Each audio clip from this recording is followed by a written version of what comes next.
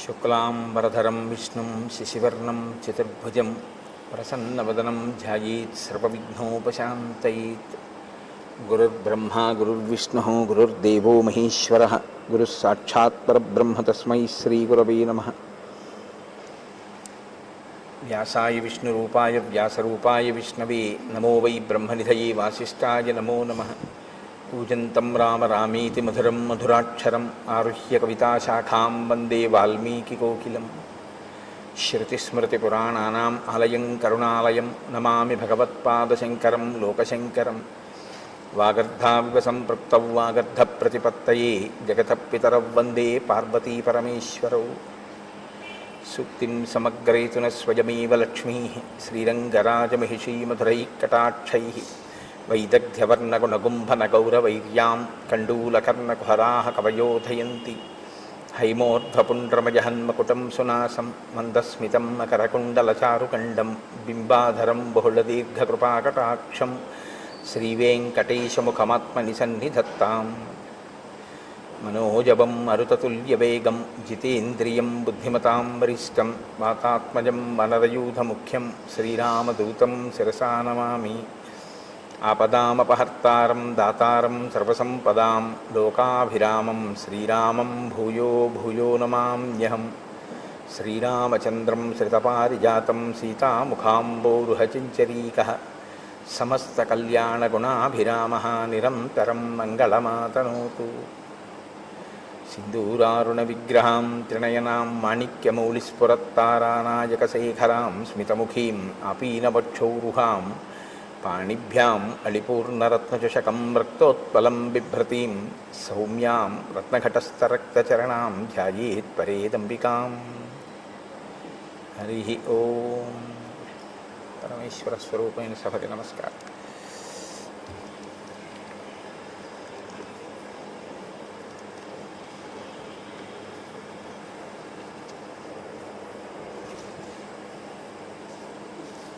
రాజ్యాభిషేకాన్ని పొంది రామచంద్రమూర్తి చేత అనుగ్రహింపబడి తాను జీవితంలో మళ్ళీ పొందలేను అనుకున్న సుఖాల్ని తిరిగి పొంది ఆ సంతోషంతో కాలం గడుపుతున్నటువంటి సుగ్రీవుడు రామచంద్రమూర్తికి మాట ఇచ్చిన ప్రకారంగా 4 నెలలు గడిచిపోయిన తరువాత సీతమ్మ తల్లి అన్వేషణ కొరకు ప్రయత్నించవలసిన వాడు దాని యందు తదేక దృష్టితో ఆ కార్యం మీద ప్రణాళిక రచన చెయ్యడంలో విఫలమయ్యాడు. ఈలోగా శరదృతువు వచ్చేసింది. సమృద్ధార్థంచ సుగ్రీవం మందధర్మార్థ సంగ్రహం అత్యర్థం అసతాం మార్గం ఏకాంతగతమానసం. ఈ శ్లోకాలు సుగ్రీవుణ్ణి ఉద్దేశించి చెప్తున్నట్లుగా ఉంటాయి, కానీ యథార్థానికి సమస్త జీవకోటి యొక్క పరిణామ క్రమంలో జరిగేటటువంటి ఒక పెద్ద దోషాన్ని ఆవిష్కరిస్తూ ఉంటాయి. అది చిట్ట చివర తీర్పు ఎక్కడుంటుంది అన్న దగ్గర నేను దాన్ని స్పృశించే ప్రయత్నం చేస్తాను. ప్రతి చోట ఆ విషయాన్ని ప్రస్తావన చేయకుండా చిట్ట చివర దీని ముగింపులో దీని సందేశం ఏమిటి అన్నది నేను మీకు ఆవిష్కరించే ప్రయత్నం చేస్తాను.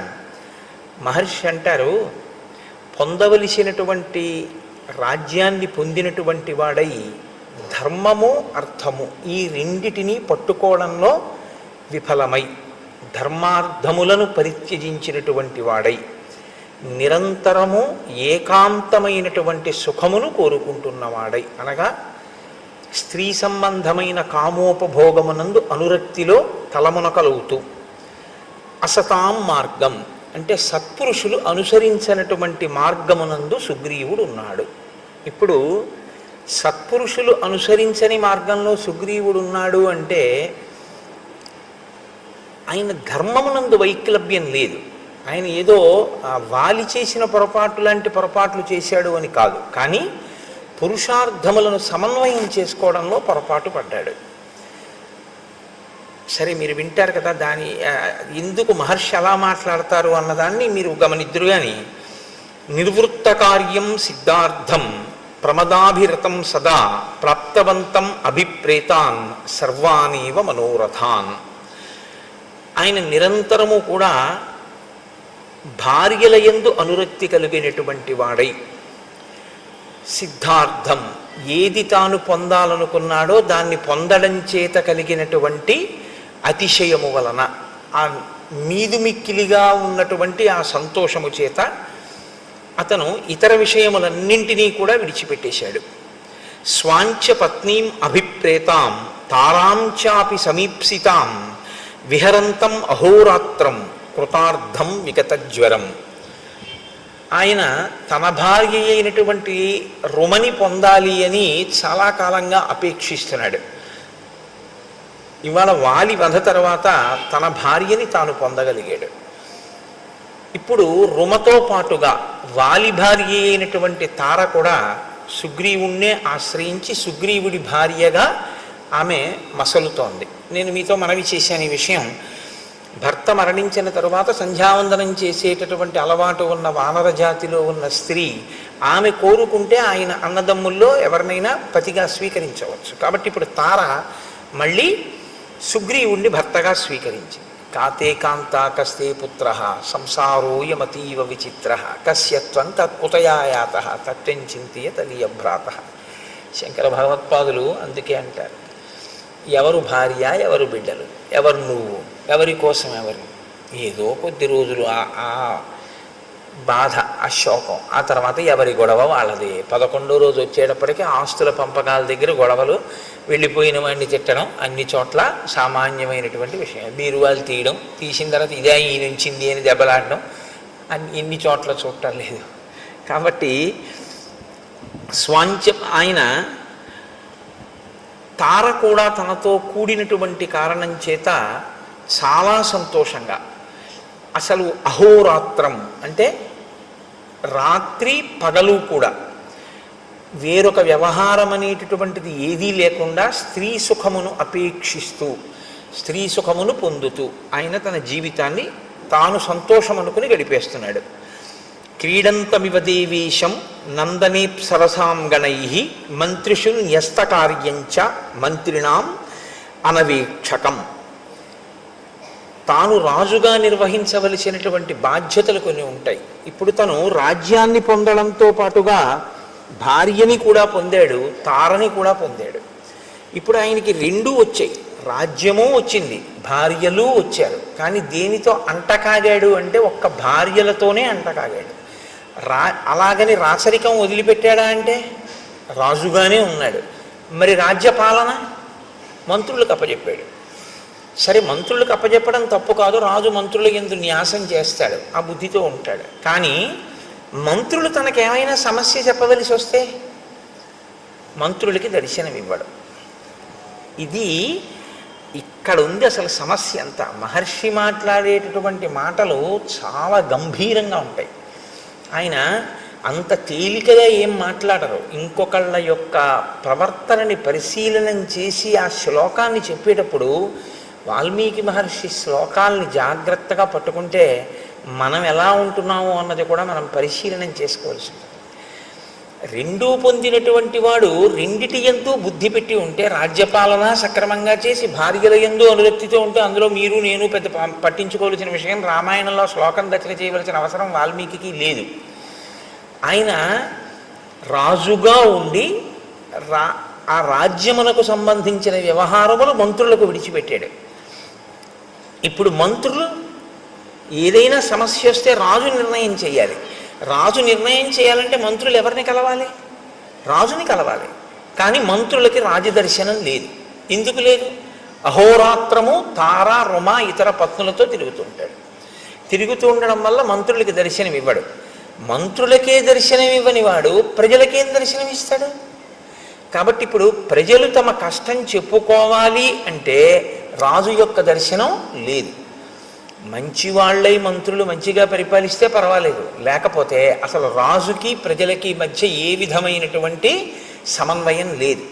ప్రజలు ఎలా ఉన్నారో ఏమైపోతున్నారో ఆయనకు అనవసరం. ఆయన రాజుగా సుఖములను అనుభవించడానికి మాత్రం రాజపదవిని వాడుకుంటున్నాడు తప్ప, రాజపదవిని అనుభవిస్తున్నవాడు రాజుగా తన కర్తవ్యాన్ని చెయ్యడాన్ని విస్మరించాడు. ఇది మహర్షి యొక్క తీర్పు. కాబట్టి క్రీడంతమివ దేవేశం నందనేప్సరసాం గణై మంత్రిషు న్యస్త కార్యంచ మంత్రిణాం అనవీక్షకం. దేవేంద్రుడు నందనవనంలో తన భార్యలతో విహరిస్తూ ఎంత సంతోషంగా గడుపుతాడో, అప్సరసలతో విహరిస్తూ ఎంత సంతోషంగా గడుపుతాడో, అలా ఆయన కూడా తన భార్యలతో నిరంతరము వనముల యందు ఉపవనముల యందు విహరిస్తూ కాలాన్ని గడిపేస్తున్నాడు. కానీ ఒక ఆయన ఉన్నారు, ఆయన మహాప్రాజ్ఞుడు, బుద్ధిమతాం వరిష్టం. ఆయన గుర్తిస్తున్నాడు, రెండిటినీ గుర్తిస్తున్నాడు. ఏ రెండిటిని గుర్తిస్తున్నాడు? రామచంద్రమూర్తి ఓర్పుని గమనిస్తున్నాడు, సుగ్రీవుడి యొక్క వైక్లభ్యాన్ని గుర్తిస్తున్నాడు. Do not stretch the string beyond the last degree of its elasticity అని ఇంగ్లీష్లో ఒక ప్రొవెర్బ్. అంటే తెలుగులో అయితే తెగేదాకా తాడు లాక్కండి అంటాం, కానీ అది ఇంకొంచెం బాగుంటుంది. స్థితిస్థాపక శక్తిని మించిపోయేంత వరకు మీరు లాగవద్దు. అంటే అది కొంచెం సాగగలిగిన శక్తి అన్నది కొంతకాలం ఉంటుంది. సాగగలిగిన శక్తిని దాటి మీరు లాగారనుకోండి, అది తెగిపోతుంది. ఓర్పు అన్నది కూడా అంతే. ఓర్పు పడుతున్నాడు కదా అని మీరు లాగారనుకోండి, ఆ ఓర్పు తెగిపోతుంది, అది భగ్నమైపోతుంది. అప్పుడు దాని స్థానంలో ఏమొస్తుంది అంటే, సహనము ఎక్కడ నశిస్తుందో అక్కడ రావడానికి ఉండేటటువంటిది ఒక్కటే ఉంటుంది, క్రోధం. విశేషమైనటువంటి కోపము ఒక్కసారి ఆవిర్భవిస్తుంది. కాబట్టి ఇప్పుడు హనుమ యొక్క బుద్ధి శక్తి ఎక్కడుందంటే, రామచంద్రమూర్తి యొక్క ఓపిక, రామచంద్రమూర్తి వేచి చూస్తున్న స్థితి, రామచంద్రమూర్తి యొక్క సహనము పరీక్షకి గురైపోతున్నటువంటి స్థితి వచ్చేస్తుంది. ఈయన ఏ కబురు చేయడు, ఈయన మంత్రుల మాట వినడు, ఈయన మంత్రులకి దర్శనం ఇవ్వడు, అహోరాత్రములు భార్యలతో గడుపుతున్నాడు. కాలము తనకి అనుకూలంగా ఉండాలి, ముందు తన భార్యను కూడా తీసుకొస్తే తప్ప నువ్వు నీ భార్యతో సుఖించకూడదని రాముడు అనలేదు. ఇప్పుడు వర్షాకాలం నువ్వు చాలా కష్టపడి ఉన్నావు, హాయిగా సంతోషంగా గడుపు. వర్షాకాలం అయిపోయిన తర్వాత సీతాన్వేషణమునకు ప్రయత్నం చెయ్యి అన్నాడు. వర్షాకాలం అయిపోతోందనగానే జాగరూకుడు కావాలి కదా. ఇంకా వర్షాకాలం అయిపోవచ్చింది అనేటప్పటికీ ప్రణాళిక సిద్ధంగా ఉండాలి. ఎందుచేత అంటే కార్యము ముందా ప్రణాళిక ముందా అంటే శబ్దము వెలుతురులో ఉంటాయి అవి. మీరు చూడండి, ఎప్పుడైనా ఒక పిడుగు పడుతోంది అనుకోండి, పిడుగు యొక్క ధ్వని ముందు రాదు, పిడుగుపాటు ముందు రాదు, వెలుతురు ముందు వస్తుంది. ముందు ఒక పెద్ద వెలుతురు కొడుతుంది. వెలుతురు కొట్టింది అంటే మీరు చెవులు మూసుకోవడం ఏదో చేస్తారమ్మో పిడుగు పడుతోందని. తర్వాత ధ్వని వస్తుంది, ధ్వని తర్వాత పిడుగు పడుతుంది. 3 అంచెల కింద ఉంటుంది తప్ప పిడుగుపాటు అంటే ఒక్కసారి పిడుగు పడిపోవడం ఉండదు. ముందు తెలుస్తుంది. ఒక కార్యం చెయ్యాలి అన్న దాంట్లో దక్షత అన్న మాటకు అర్థం ఏమిటంటే, పకడ్బందీగా దాన్ని ప్రణాళికారచన చెయ్యవలసి ఉంటుంది. ఇది ఇలా ఉండాలి, ఇలా ఉండాలి, ఇలా ఉండాలి అని కార్యమునకు అనుగుణంగా, కార్య సాఫల్యము కొరకు, మీ ఆనుకూల్యత కొరకు కాదు, కార్యంగా ఫలితాన్ని ఇవ్వడానికి కర్మ. మీరు ఎప్పుడు జ్ఞాపకం పెట్టుకోవాల్సి ఉంటుంది ఈ విషయాన్ని. కర్మ జడం, కర్మ తనంత తానుగా ఫలితాన్ని ఇవ్వదండి. అందుకే భగవాన్ రమణులు ఉపదేశసారం చేస్తే కర్మ తజ్జడం అంటారు. కర్మ జడమైనటువంటిది. అది ఇప్పుడు ఇది ఎంత జడమో అంటే తనంత తానుగా దీనికి ఏమీ నిర్వహణ శక్తి ఎలా ఉండదో, ఒక విద్యుత్తు దీంట్లో ప్రసరిస్తే ఇది పనిచేస్తూ ఉంటుంది. అలా కర్మ కూడా జడం.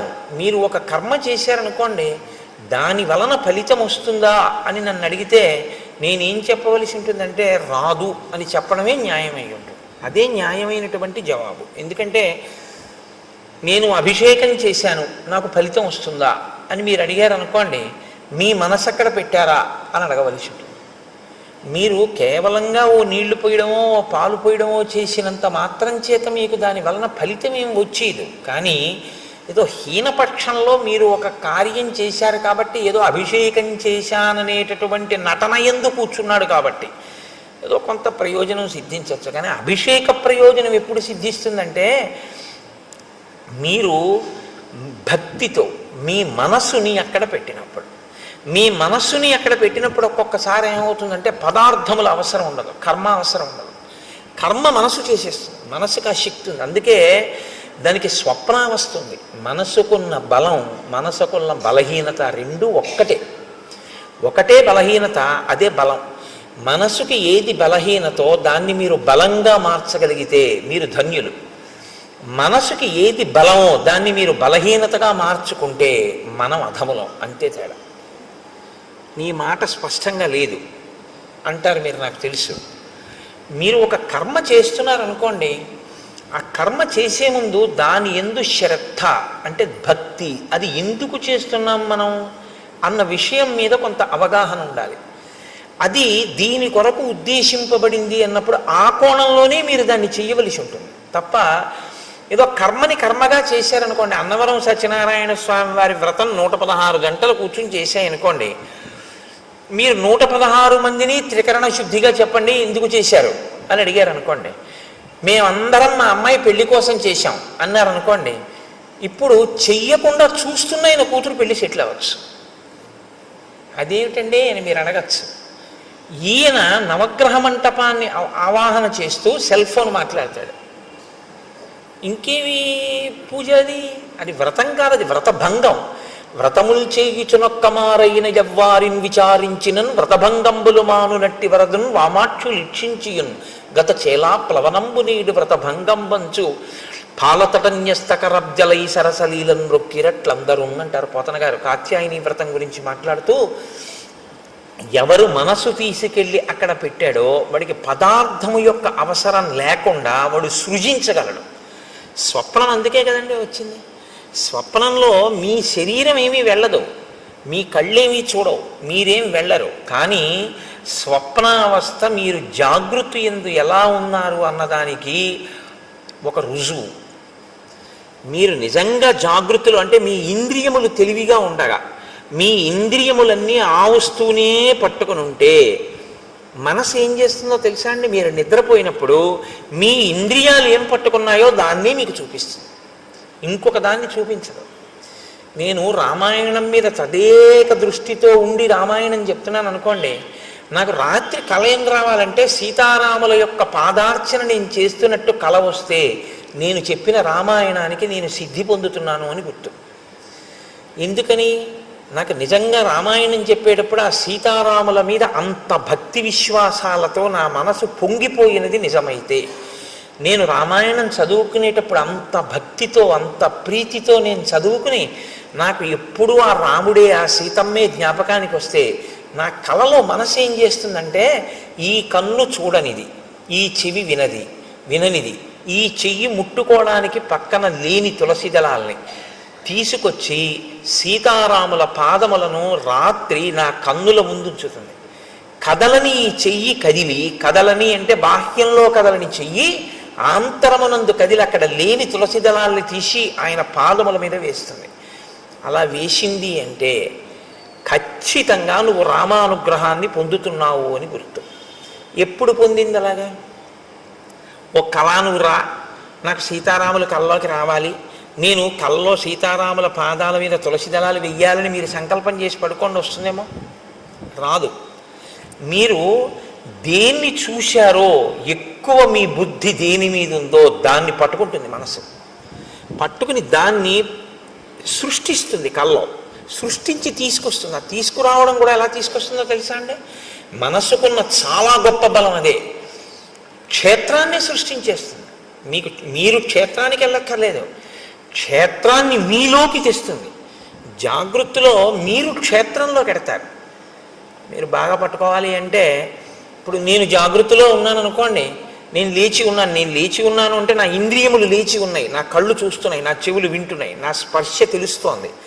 దీన్ని జాగృతి అంటారు. జాగృతిలో నేను అంటే ఇంద్రియములతో శరీరముతో క్షేత్రంలోకి ఎడతాను. మీకు ఉదాహరణ చెప్పాలంటే, ఇవాళ సోమవారం కదండి, ఇప్పుడు నేను ఇవాళ సాయంకాలం సోమవారం కాళహస్తి వెళ్దాం అనుకున్నాను అనుకోండి, కాళహస్తి క్షేత్రంలోకి నేను నా శరీరంతో ఇంద్రియాలతోటి పెడతాను. స్నానం చేసి ఏదో పంచి కట్టుకుని గుళ్ళోకి పెడతాను, మారేడు దళాలు అట్టుకుని వెళ్ళి నా మనసు మగ్నమైపోయింది అనుకోండి. మనసు యొక్క శక్తి ఏమిటో తెలుసా అండి? శ్రీకాళహస్తిని మీలోకి తీసుకొస్తుంది. మీరు శ్రీకాళహస్తిలోకి వెళ్ళడం జాగృతిలో, శ్రీకాళహస్తి మీలోకి రావడం స్వప్నంలో. దేని శక్తి చేత? మనస్సు యొక్క శక్తి చేత. మీరు ఇలా దేవాలయంలోకి వెళ్ళి ఎడం పక్కకి తిరిగి ఆ పెద్ద గణపతి మూర్తిని చూసి ఇలా 2 శూలాలు పెట్టినటువంటి చెంగల్వరాయ సన్నిధి అని ఆ సుబ్రహ్మణ్యుణ్ణి చూసి మెట్లు దిగి ఎడంచేతి పక్కన ఉన్నటువంటి దేవతామూర్తుల్ని చూస్తూ కుడిపక్కకి తిరిగి లోపలికెళ్ళి నవగ్రహ కవచం కట్టుకున్నటువంటి చతురస్రాకారపు పొడుగ్గా ఉన్నటువంటి పెద్ద శివలింగం పక్కన ప్రమిదిలో వెలుగుతున్నటువంటి దీపం గాలికి ఇలా కొట్టుకుంటుంటే అదే వాయులింగం అనుకుని అంతరాలయంలోకి వెళ్ళి చూస్తే గోడలో మహానుభావుడు ఆ భక్త కన్నప్ప ఉంటే, ఆహా కన్నప్ప నీ అదృష్టం కదయ్యా, నీ భక్తి ఇక్కడికి చేరావనుకుని మీరు మారేడు దళాలు పుచ్చుకొని దేవాలయం వెనక్కి తిరిగితే వెనక గోడ మీద ఆవిర్భావలింగం ఉంటుంది. అంటే శివలింగం ఉండి శివలింగం ఇలా కోసినట్టుగా ఉండి అందులోంచి శివుడు కనపడతాడు, తల కనపడదు, పాదాలు కనపడవు.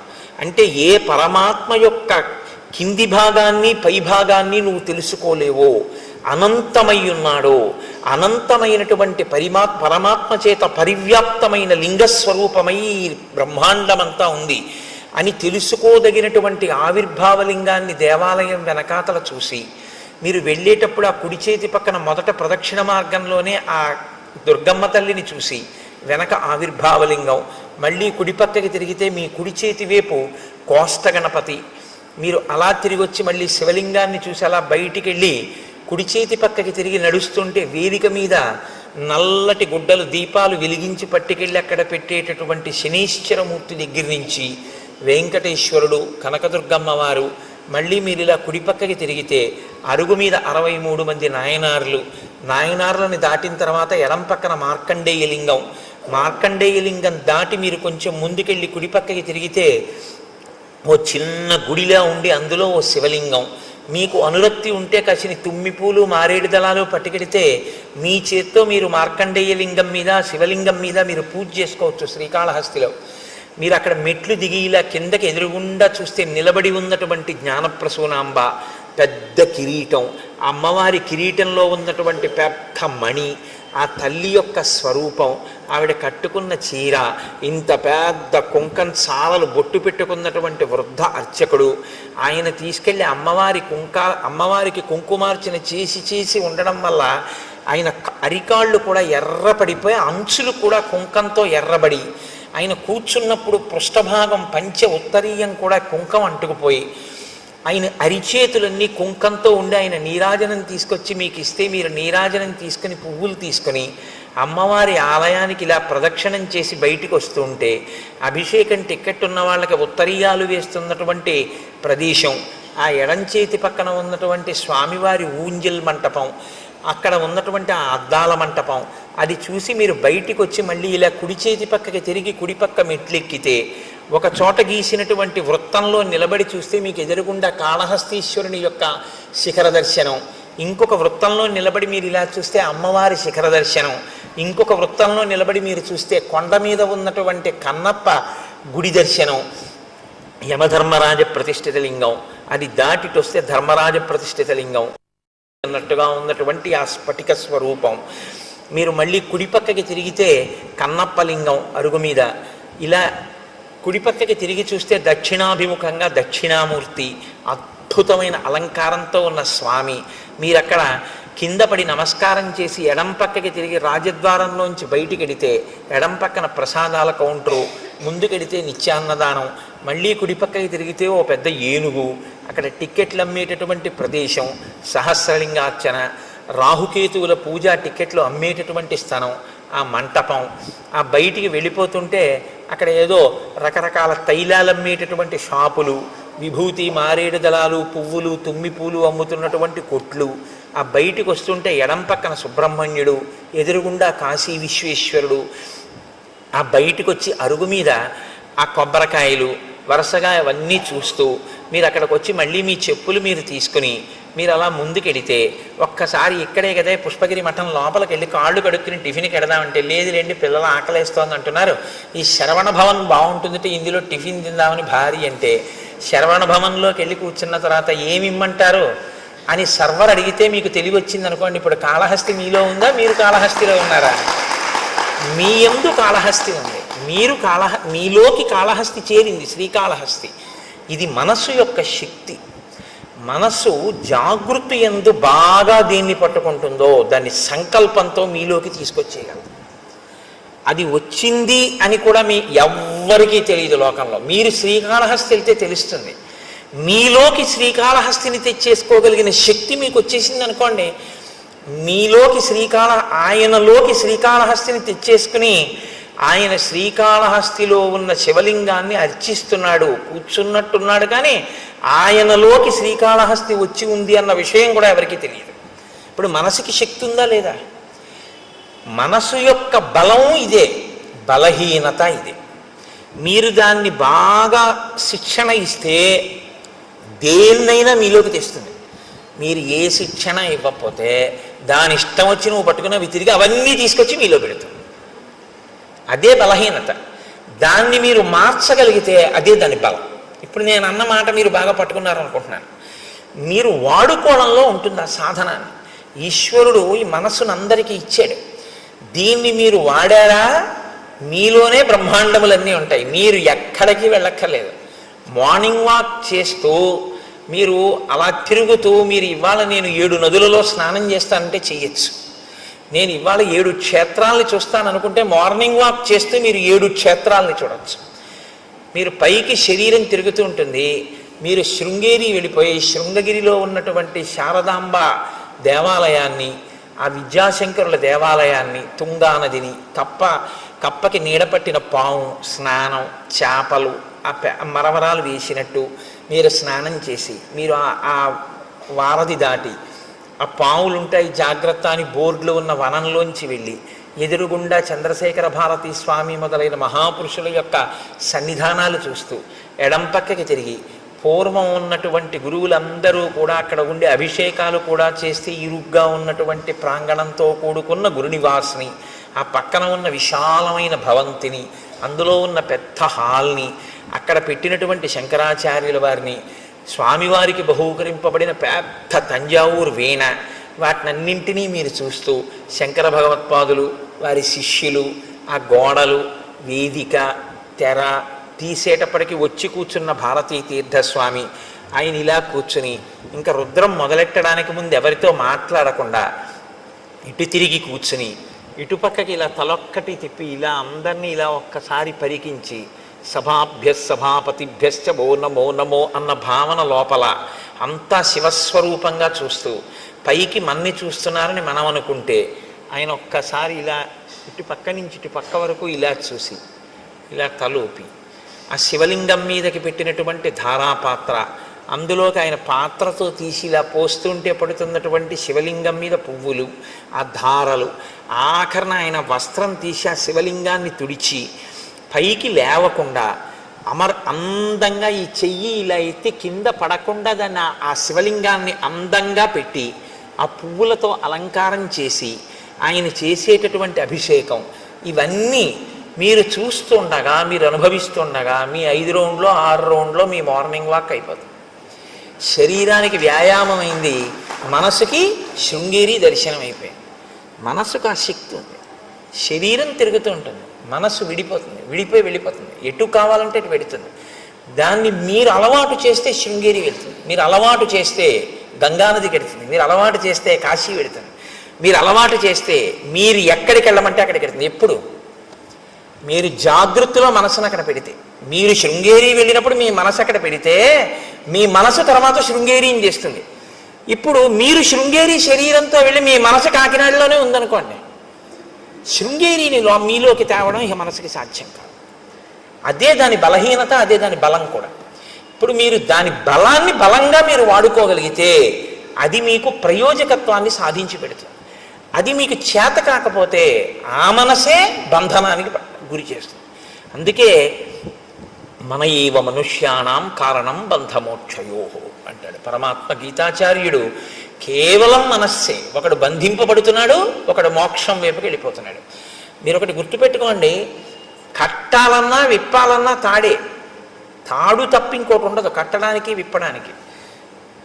మీరు ముందు ఇట్నుంచి తిప్పి చుట్టేస్తే కట్టు, ఇట్నుంచి తిప్పి చుట్టేసినా కట్టే. ఇప్పుడు నన్ను ఇలా కట్టేయండి అన్నారు అనుకోండి, ఓ తాడు తీసుకొచ్చి ఇలా తిప్పేసినా నన్ను కట్టేసినట్టే, ఇలా తిప్పేసినా నన్ను కట్టేసినట్టే. కట్టినా తాడే, విప్పాలంటే మీరు ఎటు కట్టారో దానికి వ్యతిరేక దశలో తిప్పేయడమే తాడు. ఇట్నుంచి కట్టారనుకోండి, ఇట్నుంచి తిప్పేస్తే విప్పేశారు. వ్యతిరేక దిశలో తిప్పితే విప్పడం, మీరు కట్టాలనుకున్నది ఏ దిశలో కావాలంటే అటు తిప్పితే కట్టడం. కట్టినా విప్పినా చెయ్యి తిప్పడంలో ఉంది. మీరు ఎటు తిప్పి ఒకలా తిప్పితే కట్టు, ఒకలా తిప్పితే విప్పడం. ఆ తాడు మాత్రం అదే. కట్టుకోవడం విప్పుకోవడం మీ చేతిలో ఉంది. కట్టుకున్నా విప్పుకున్నా మీ ఇష్టం. ఈశ్వరుడు మనస్సును ఇచ్చేశాడు అంతే, తాడు మీకు ఇచ్చాడు. ఇది ఆశ్రమాన్ని ధన్యం చేసుకోవడం అంటారు. ఎందుకు ఎడుతున్నావు గృహస్థాశ్రమంలోకి? ఆవిడ నువ్వు కలిసి తరించడానికి. నీ చెయ్యి ఆవిడ ఎందుకు పట్టుకుందంటే 24 గంటలు నీకు కావలసిన రుచులతోటి నీకు వండి పెట్టడానికి, నీకు సంతానం కనడానికి, శరీరం జర్జరీభూతం అయిపోయేంత వరకు కూడా కామప్రచోదనంతో బతకడానికి ఇవ్వలేదు ఆవిడ్ని కన్యాదాత. ఆవిడ్ని నీ పక్కన ధర్మపత్నిగా పెట్టుకుని నువ్వు పుణ్యకర్మలు చేసి నీ పుణ్యంలో సగభాగం ఆవిడికిచ్చి ఆవిడ్ని ఉద్ధరిస్తావన్న ఉద్దేశ్యంతో ఆవిడ్ని ఇచ్చాడు. నువ్వు స్వీకరించింది ధర్మపత్నిగా, కేవలం కామపత్నిగా నువ్వు అనుభవిస్తానంటే నీ కర్మ అంతే. ఎవరు జోక్యం ఏం చేసుకోరు అందులో. కానీ పాడైపోవడం అనేది మాత్రం జరిగిపోతుంటుంది అంతే. కాలం ఆగదు కదండి, వెళ్ళిపోతుంది కాలం. ఆ కాలంలో నువ్వు ఏం పట్టుకున్నావో, కామం ఒక్కటే పట్టుకున్నావు, ఏది వదిలిపెట్టేశావో, ధర్మముతో అర్థాన్ని, ధర్మానికి కామాన్ని ముడేయడం మర్చిపోయావు. కామము ధర్మబద్ధమే కావచ్చు, భార్యతోనే ఉన్నావు, కానీ కాలమంతా దానికే ఉపయోగించావు. ఇప్పుడు మరి మిగిలినవి ఏమైపోయాయి పురుషార్థాలు? మరి ధర్మం ఏది, అర్థం ఏది? అప్పుడు ఇంకా మరి ఒక పురుషార్థంతోనే పట్టు కూర్చుంటే జీవితం ఏది? మితిమీరిన వ్యామోహమైంది తప్ప అది పురుషార్థ సమన్వయం ఎలా అయింది? పాడవుతున్నట్ట, సన్మార్గంలో ఉన్నట్ట. అందుకనన్నారు మహర్షి, సత్పురుషుల మార్గమును విడిచిపెట్టాడు అన్నారు. అంటే పురుషార్థములను సమన్వయం చేసుకోవడం రాలేదు. రాజ్యాన్ని వదిలిపెట్టి కేవలం భార్య యందు మనసు పెట్టుకున్నాడు. ఇంకొక ఆయన మహాపురుషుడు, ఆయనేం చూస్తున్నారు? ఆయన తిరిగారు ఈయనతో పాటే, హనుమ. ఆయన అప్పుడు ఆయనకి ఒకటే, ఇప్పుడు ఆయనకి ఒకటే. ఇప్పుడు ఆయన ఏం ఆలోచిస్తున్నారు? మహానుభావుడు రామచంద్రమూర్తికి మాట ఇచ్చాడే, ఆయన అలా అరణ్యంలో కూర్చుని ఉన్నారే, మన గుహలో కూర్చున్నారే. మరి శరత్కాలం వచ్చేసింది, ఈయనేమో చెయ్యవలసిన ప్రణాళికారచన చెయ్యట్లేదు. ఇంతకీ ఎక్కడ బయలుదేరాను? పిడుగు ధ్వని వెలుతురు, ముందు ప్రణాళికారచన అన్నది ఒకటి ఉండాలి కదా. ఆయన కోప్పడ్డాక నువ్వు వానరాలను పిలవడం వేరు. నువ్వు ముందు ప్రణాళిక ఏది నీకు? రేపు రాముడు వచ్చి అడిగితే ఏం చెప్తావు? కనీసం అయ్యా నేను కబురు చేశానని నేను చెప్పడానికి నీకు ఒకటి ఉండాలిగా, చేసిన పని. అసత్యం చెప్పలేదుగా రాముడితో. ఇప్పుడు ప్రభువుని రక్షించడం అంటే అది మంత్రి అంటే. కనీసంలో కనీసం ఈయనకి గుర్తు చేసి ఆ సైన్యాధిపతిని పిలిచి, ఒరే సైన్యాలన్నీ సిద్ధం చేయండిరా, మనం ఎప్పుడప్పుడు వెళదామంటే, ఒకవేళ రాముడికి కోపం వచ్చినా అయ్యా నేను కబురు చేశానండి అని చెప్పడానికైనా ఉంటుంది. బతుకుతాడు రాజు. రాజుని రక్షించాలి సచివుడు. కాబట్టి మహానుభావుడయ్యాడు హనుమ. అందుకే ఆయన ఎక్కడుంటే అక్కడ బ్రతుకుతారు మనుషులు. ఆయన ఎక్కడుంటే అక్కడ బ్రతుకుతారు. కాబట్టే ఇప్పుడు ఆయన సాచివ్యం చేశారు. కాబట్టి ఆయన ఆలోచించారు. ఆలోచించి సుగ్రీవుడి దగ్గరికి వెళ్ళి ఆయన ఒక మాట చెప్తున్నారు. తదిదం మిత్ర కార్యం నహ కాలాతీతం అరిందమ తదిదం క్రియతాం రాఘవస్వైత వైదేహ్యా పరిమార్గణం తదిదం వీర కార్యంతే కాలాతీతమరిందమ. నీవు మిత్రకార్యమును చెయ్యవలసినటువంటి అవసరం ఉంది. నీకు మిత్రులు ఉపకారం చేశారు, తిరిగి నువ్వు ప్రత్యుపకారం చెయ్యాలి. ప్రత్యుపకారం చెయ్యడం అనేటటువంటిది నీ మనసులో అవకాశం సావకాశం అని అనిపించినప్పుడు చేయడం కాదు. ఏ కాలంలో చెయ్యాలో ఆ కాలంలో చెయ్యాలి. ఏ కాలంలో చెయ్యాలని రాముడు చెప్పాడు? వర్షాకాలం అయిపోయాకని చెప్పాడు. వర్షాకాలం అయిపోయింది, నువ్వు మొదలు పెట్టాలి. ఇప్పుడు రాముడి వైపు నుంచి కాదు మొదలవ్వలసింది. రాముడు నీకు ఇచ్చిన సమయం అయిపోయింది. ఇప్పుడు ప్రత్యుపకారం నీ వైపు నుంచి మొదలవ్వాలి. నువ్వు దాన్ని విస్మరించావు. కాబట్టి ఇప్పుడు ఎప్పుడైతే నువ్వు విస్మరించావో నువ్వు కృతాపరాధుడవయ్యావు, నువ్వు అపరాధం చేసిన వాడివయ్యావు. ఆయన ఇంకా చాలా గొప్ప ధర్మంలో ఉన్నాడు. ఏమిటి ఆయన పట్టుకున్న గొప్ప ధర్మం? నచ కాలం అతీతంతే నివేదయతి కాలవిత్ త్వరమాణోపి సన్ ప్రాజ్ఞ తమ రాజన్ వశానుగ. ఇచ్చిన కాలం దాటిపోయింది, సుగ్రీవుడు ఏ ప్రయత్నం చెయ్యట్లేదు అని తెలుసున్నా ఆయన ఇంకా ఓపిక పడుతున్నాడు. ఓన్లే చూద్దాం చూద్దాం చూద్దాం అని ఆలోచిస్తున్నాడు. నీ అంత నువ్వు ముందుకొస్తే తనొక కఠినమైన మాట అన్నానన్న బాధ తనకి మిగలకూడదని నువ్వు ఇది గుర్తించట్లేదు. గుర్తించకుండా కాలమును దుర్వినియోగం చేస్తున్నావు. ఒకసారి దుర్వినియోగం కాని అయిందో ఆ తర్వాత నువ్వు మనసులో ఉపకారం చేద్దామని అనుకున్నా సరే కాలమునందు చెయ్యవలసినది చెయ్యలేదు కనుక నువ్వేం చేయవలసి ఉంటుందో తెలుసా? తల ఉంచుకుని నిలబడి క్షమార్పణ చెప్పి ఆ పని చేయవలసి ఉంటుంది. ఇప్పుడు ఆ పని చేసినా చెయ్యవలసిన వేళకి చేసిన వాడన్న ఖ్యాతి ఉండదు. మరిచిపోయి గుర్తు చేస్తే చేసిన వాడన్న పేరు వస్తుంది. చెయ్యలేదా చేశావు, ఉపయోగం ఉందా? లేదు. మీకండి రామాయణంలో టైం మేనేజ్మెంట్ అని ఇవ్వాలంటున్నారు. ఈ టైం మేనేజ్మెంట్ అన్న దాని కోణంలో రామాయణాన్ని మాట్లాడితే శ్రీరామాయణము టైం మేనేజ్మెంట్ అంటే కాలమును చక్కగా దక్షతతో వినియోగించుకొనుట అని నిజంగా మేనేజ్మెంట్ సైన్సెస్ చదువుకునేటటువంటి స్టూడెంట్స్కి శ్రీరామాయణంలోంచి కానీ అన్వయం చేస్తే నేను మీకు నిజం చెప్తున్నాను, ఎక్కడా దొరకనంత గొప్ప విషయాలన్నీ శ్రీరామాయణంలో ఉన్నాయి. ఎంత గొప్పగా మాట్లాడతాడో, ఎన్ని చోట్ల వస్తుందో. చెయ్యవలసిన సమయమునందు చెయ్యవలసిన పని. సుందరకాండలో కూడా అత్యద్భుతంగా ప్రస్తావన చేస్తారు దీని గురించి. కాబట్టి అందుకే నేను మీతో మనవి చేసింది, శ్రీరామాయణం అనేక కోణములలో మనకి నేర్పుతుంది. వ్యామోహాలకి లొంగిపోకుండా చెయ్యవలసిన సమయానికి చెయ్యవలసిన పనికి టక్కన లేచిపోగలిగిన శక్తి ఎక్కడి నుంచి వస్తుందంటే రామాయణంలోంచే వస్తుంది. కాబట్టి నచ కాలం అతీతంతే నివేదయతి కాలవిత్ తరమాణోపి సన్ ప్రాజ్ఞ తవ రాజన్ వశానుగ అని అకర్తురపి కార్యస్య భవాన్ కర్తా హరీశ్వర కిం పునః ప్రతికర్తుస్తే రాజ్యేన చ వధేన చ. రాజా, నువ్వు ప్రత్యుపకారం చేసేటటువంటి స్వభావం లేనివాడివని నేను అంటలేదు, నువ్వు అటువంటి వాడివని నేను అన్నాను. ఎందుకంటే ప్రత్యుపకారం చెయ్యడం కాదు, నీకున్నటువంటి లక్షణం ఏమిటో తెలుసా?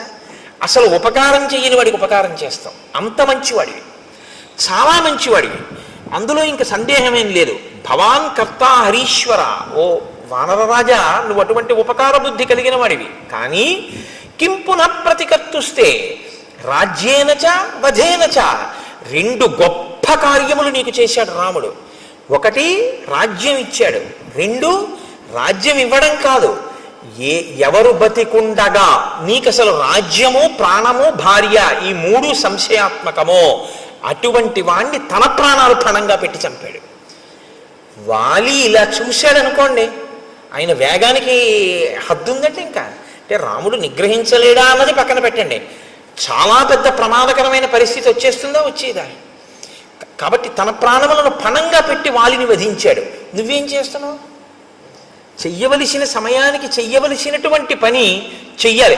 ఏమండి, నేను ప్రత్యుపకారం చెయ్యని వాడిని కాను, ఎవరో నాకు ఉపకారం చెయ్యని వాళ్ళకు కూడా వాళ్ళకి చేశాను, వీళ్ళకి చేశాను, వాళ్ళకి చేశానంటే నువ్వు నోరు ముయ్యవయ్యా. నీ ఈ రాజ్యం అసలు చేయడానికి ఎవడిచ్చాడు? ఆయనకి చెయ్యని దానికి మిగిలిన వాళ్ళకి చేస్తే ఎంత, చేయకపోతే ఎంత, అసలుది చేశావా అని అడుగుతారు. ఏది ముఖ్యమో అది వదిలిపెట్టావు, ఏవి చిన్న చిన్నవి చేసినా చేయకపోయినా పర్వాలేదో అవి చేస్తున్నావు. ఏమిటి ఉపయోగం? కొన్ని వేళ పట్టున చేయవలసి ఉంటాయి, కొన్ని వేళ తప్పి చేసినా వచ్చే ప్రమాదం ఏమి ఉండదు. అవి వేళ పట్టున చేయవలసినవి వేళ పట్టున చేసేయాలి మీరు. దానికి మీరు ఇంక ఎంత ఖచ్చితంగా ఉండాలంటే అందులో ప్రత్యేకమైనటువంటి క్రమశిక్షణ ఉండాలి. ప్రత్యేకించి బ్రాహ్మీ ముహూర్తంలో అంటే ఉదయం వేళలో ఎంత త్వరగా వీలైతే అంత త్వరగా పూజామందిరంలోకి వెళ్ళిపోవాలి. పూజామందిరంలోకి వెళ్ళడానికి తను దానికి సిద్ధపడడానికి మధ్యలోకి ఎంతో అవసరమైతే తప్ప, అసలు తప్పించడానికి కుదరకపోతే తప్ప మీరు ఎట్టి పరిస్థితుల్లోనూ ఏ కార్యాన్ని దాని మధ్యలోకి రావడాన్ని మీరు అనుమతించకూడదు. ఉదయం లేవడము అంటే దేని కొరకు? పూజామందిరంలోకి వెళ్ళిపోవడం కొరకే. దానికి దీనికి మధ్యలోకి ఏదీ రావడానికి వీల్లేదు. అది భక్తిరస సంబంధమైన టీవీలో కార్యక్రమమే కావచ్చు, రావడానికి వీల్లేదు. మీ కాయిక కైంకర్యం ఏమైపోయింది మీ సింహాసనం దగ్గర? మీరు మీ సింహాసనాన్ని అర్చించద్దు, మీరు వెళ్ళిపోవాలంతే పూజామందిరంలోకి. ఏవో కొన్ని ఉంటాయి శరీరమాధ్యంకులకి ధర్మ సాధనం. ఒక్కొక్కడికి వ్యాయామం చేయకపోతే ఇబ్బంది, తప్పదు, వెళ్ళాలి, వాడి కర్మ, వాడికి భక్తి ఉన్నా వెళ్ళాలి. కానీ నేను మీతో మనవి చేసేది అదే, అప్పుడు కూడా మీరు మానసికం చేసేయచ్చు. ఇతరుల దృష్టిలో మీరు వాకింగ్కి వెళ్ళినట్టు ఉండొచ్చు, కానీ మీరు దాన్ని ఈశ్వరారాధనగా మార్చుకోవచ్చు. మీరు బెంగ పెట్టుకోక్కర్లేదు, అయ్యో నేను చేయలేకపోతున్నానని అనుకోక్కర్లేదు. ఆ ఆర్తిని ఈశ్వర పూజగా మలుచుకుని శరీరంతో వ్యాయామం చేసి రాగానే మీరు వెళ్ళిపోవాలంతే పూజామందిరంలోకి. తప్ప ఇక దాని మధ్యలోకి ఇంకోటి వచ్చేసింది అంటే మీ శ్రద్ధ నశించిపోయింది అని గుర్తు. ఇదే రావణాసురుడి విషయంలో సీతమ్మ అంటుంది, సన్నామివ మహాకీర్తిం శ్రద్ధామివ విమానితాం పూజామివ పరీక్షీణాం ఆశాం ప్రతిహతామివ. ఉపాసన రహస్యాలు చెప్పింది కాబట్టి సుందరకాండే. శ్రీరామాయణంలో అది ఇంకా జీవధార. సుందరకాండ వచ్చేస్తోందిగా ఇంకెంత 2-3 రోజులు. కాబట్టి హనుమ మాట్లాడడం అంటేనండి శ్రీరామాయణంలో అలా ఉంటుంది. ఆయన మహానుభావుడు. ఆయన ఎక్కడైనా మాట్లాడితే మీరు చాలా జాగ్రత్తగా దృష్టి పెట్టి ఆ విషయాన్ని జాగ్రత్తగా చదవవలసి ఉంటుంది. చదివి ఇది నా జీవితంలో అన్వయం చేసుకునేటప్పుడు ఎక్కడ వస్తోంది పొరపాటు, దీన్ని నేను ఎక్కడ దిద్దుకోవలసి ఉంటుంది అన్నది మీరు ఆలోచించుకొని మీరు వెంటనే మీ జీవితంలోకి సమన్వయం చేసుకోవడంలో కృతకృత్యులు కావాలి. అప్పుడు రామాయణం మీకు ఉపయుక్తం అవుతుంది. కాబట్టి రాజా నువ్వు తొందరపడవలసి ఉంటుంది. ఉండి వెంటనే రాముడికి ప్రత్యుపకారం చెయ్యి. ఇప్పుడు హనుమ చెప్పిన మాట అంటే వింటాడు. వినడం సుగ్రీవుడి లక్షణం, వినకపోవడం రావణాసురుడి లక్షణం. తప్పు చేయడం తప్పు కాదు, వినగలిగినటువంటి ప్రజ్ఞ ఉంటే బయటికి వస్తాడు, పర్వాలేదు. కాబట్టి ఇప్పుడు ఆయన వెంటనే నీలుణ్ణి పిలిచాడు. పిలిచి సంధిదేశాతిమతిమాన్ నీలం నిత్య కృతోద్యమం దిక్షు సర్వాసు సర్వేషాం సైన్యానాం ఉపసంగ్రహే. అన్ని దిక్కుల నుండి వానరములన్నిటినీ కూడా పిలిపించి సిద్ధంగా ఉంచు, మనం రామకార్యం మీద వెడదాం. ఇదొక్కటి చెప్పి మళ్ళీ మర్చిపోయాడు. అంతే. మళ్ళీ మధుసేవనం, మళ్ళీ భార్యలతో రమించడం, అందులో పడిపోయాడు. కానీ ఈ మాట సుగ్రీవుణ్ణి బతికించేసింది. అది ప్రభువుని బతికించడం అంటే. ఈ ఒక్క మాట చెప్పి ఉండకపోతే నిజంగా సుగ్రీవుడు చెప్పుకోవడానికి ఏమీ లేదు లక్ష్మణుడితోటి రాముడితోటి. ఇది నీలుడికి చెప్పాడు కాబట్టి బతికిపోయాడు సుగ్రీవుడు. ప్రాణభిక్ష పెట్టారండి హనుమ. సచివుడు మంత్రి అంటే అర్థం ఏమిటంటే నిర్మోహమాటంగా తన మీద పరిపాలన చేసేటటువంటి ప్రభువు యొక్క హితాన్ని ప్రజాహితాన్ని కోరి అందులో ఏ మొహమాటం లేకుండా సలహా చెప్పగలిగినటువంటి ప్రజ్ఞ ప్రకాశించిన వాడిని మంత్రి అని పిలుస్తారు. అలా ఉండాలి సచివుడు అంటే. కాబట్టి హనుమ వెళ్ళి అంత ధైర్యంగా సుగ్రీవుడితో మాట్లాడారు. నీలుణ్ణి పిలిచి ఆదేశం ఇచ్చాడు. ఇచ్చిన తరువాత ఆ నీలుడు బయలుదేరాడు అని మనం అనుకోవలసి ఉంటుంది. ఇప్పుడు హనుమ ఏది ఊహించారో అది నిజమవుతుంది. మహాత్ముల ఊహలు ఎందుకు పోతాయండి? ఉత్తినే పోవు. శరత్కాలం వచ్చేసింది. శరత్కాల చిహ్నములను వర్ణించాడు రామచంద్రమూర్తి లక్ష్మణుడితోటి. వర్ణించి ఆ లక్ష్మణునితో ఒక మాట చెప్పాడు. అన్యోన్యబద్ధ వైరాణం జిగీషూణాం నృపాత్మజ ఉద్యోగ సమయ సౌమ్య పార్థివానాం ఉపస్థిత. ఇయం సా ప్రథమా యాత్ర పార్థివానాం నృపాత్మజ నచ పశ్యామి సుగ్రీవం ఉద్యోగంచ తథావిధం. ఇప్పుడు శరదృతు వచ్చింది కాబట్టి ఆకాశం అంతా పిండారపోసినట్టుగా వెన్నెల ప్రకాశిస్తూ ఉంటుంది. కాబట్టి విశేషమైన చలిగాలులు కానీ వర్షాలు కానీ ఉండవు, వేడి ఉండదు. కాబట్టి రాజులందరూ కూడా జైత్రయాత్రలు చేస్తూ వాళ్ళు మనసులో విజయం పొందాలన్న ఆకాంక్షని నెరవేర్చుకునేటటువంటి సమయము ఆసన్నమైపోయింది.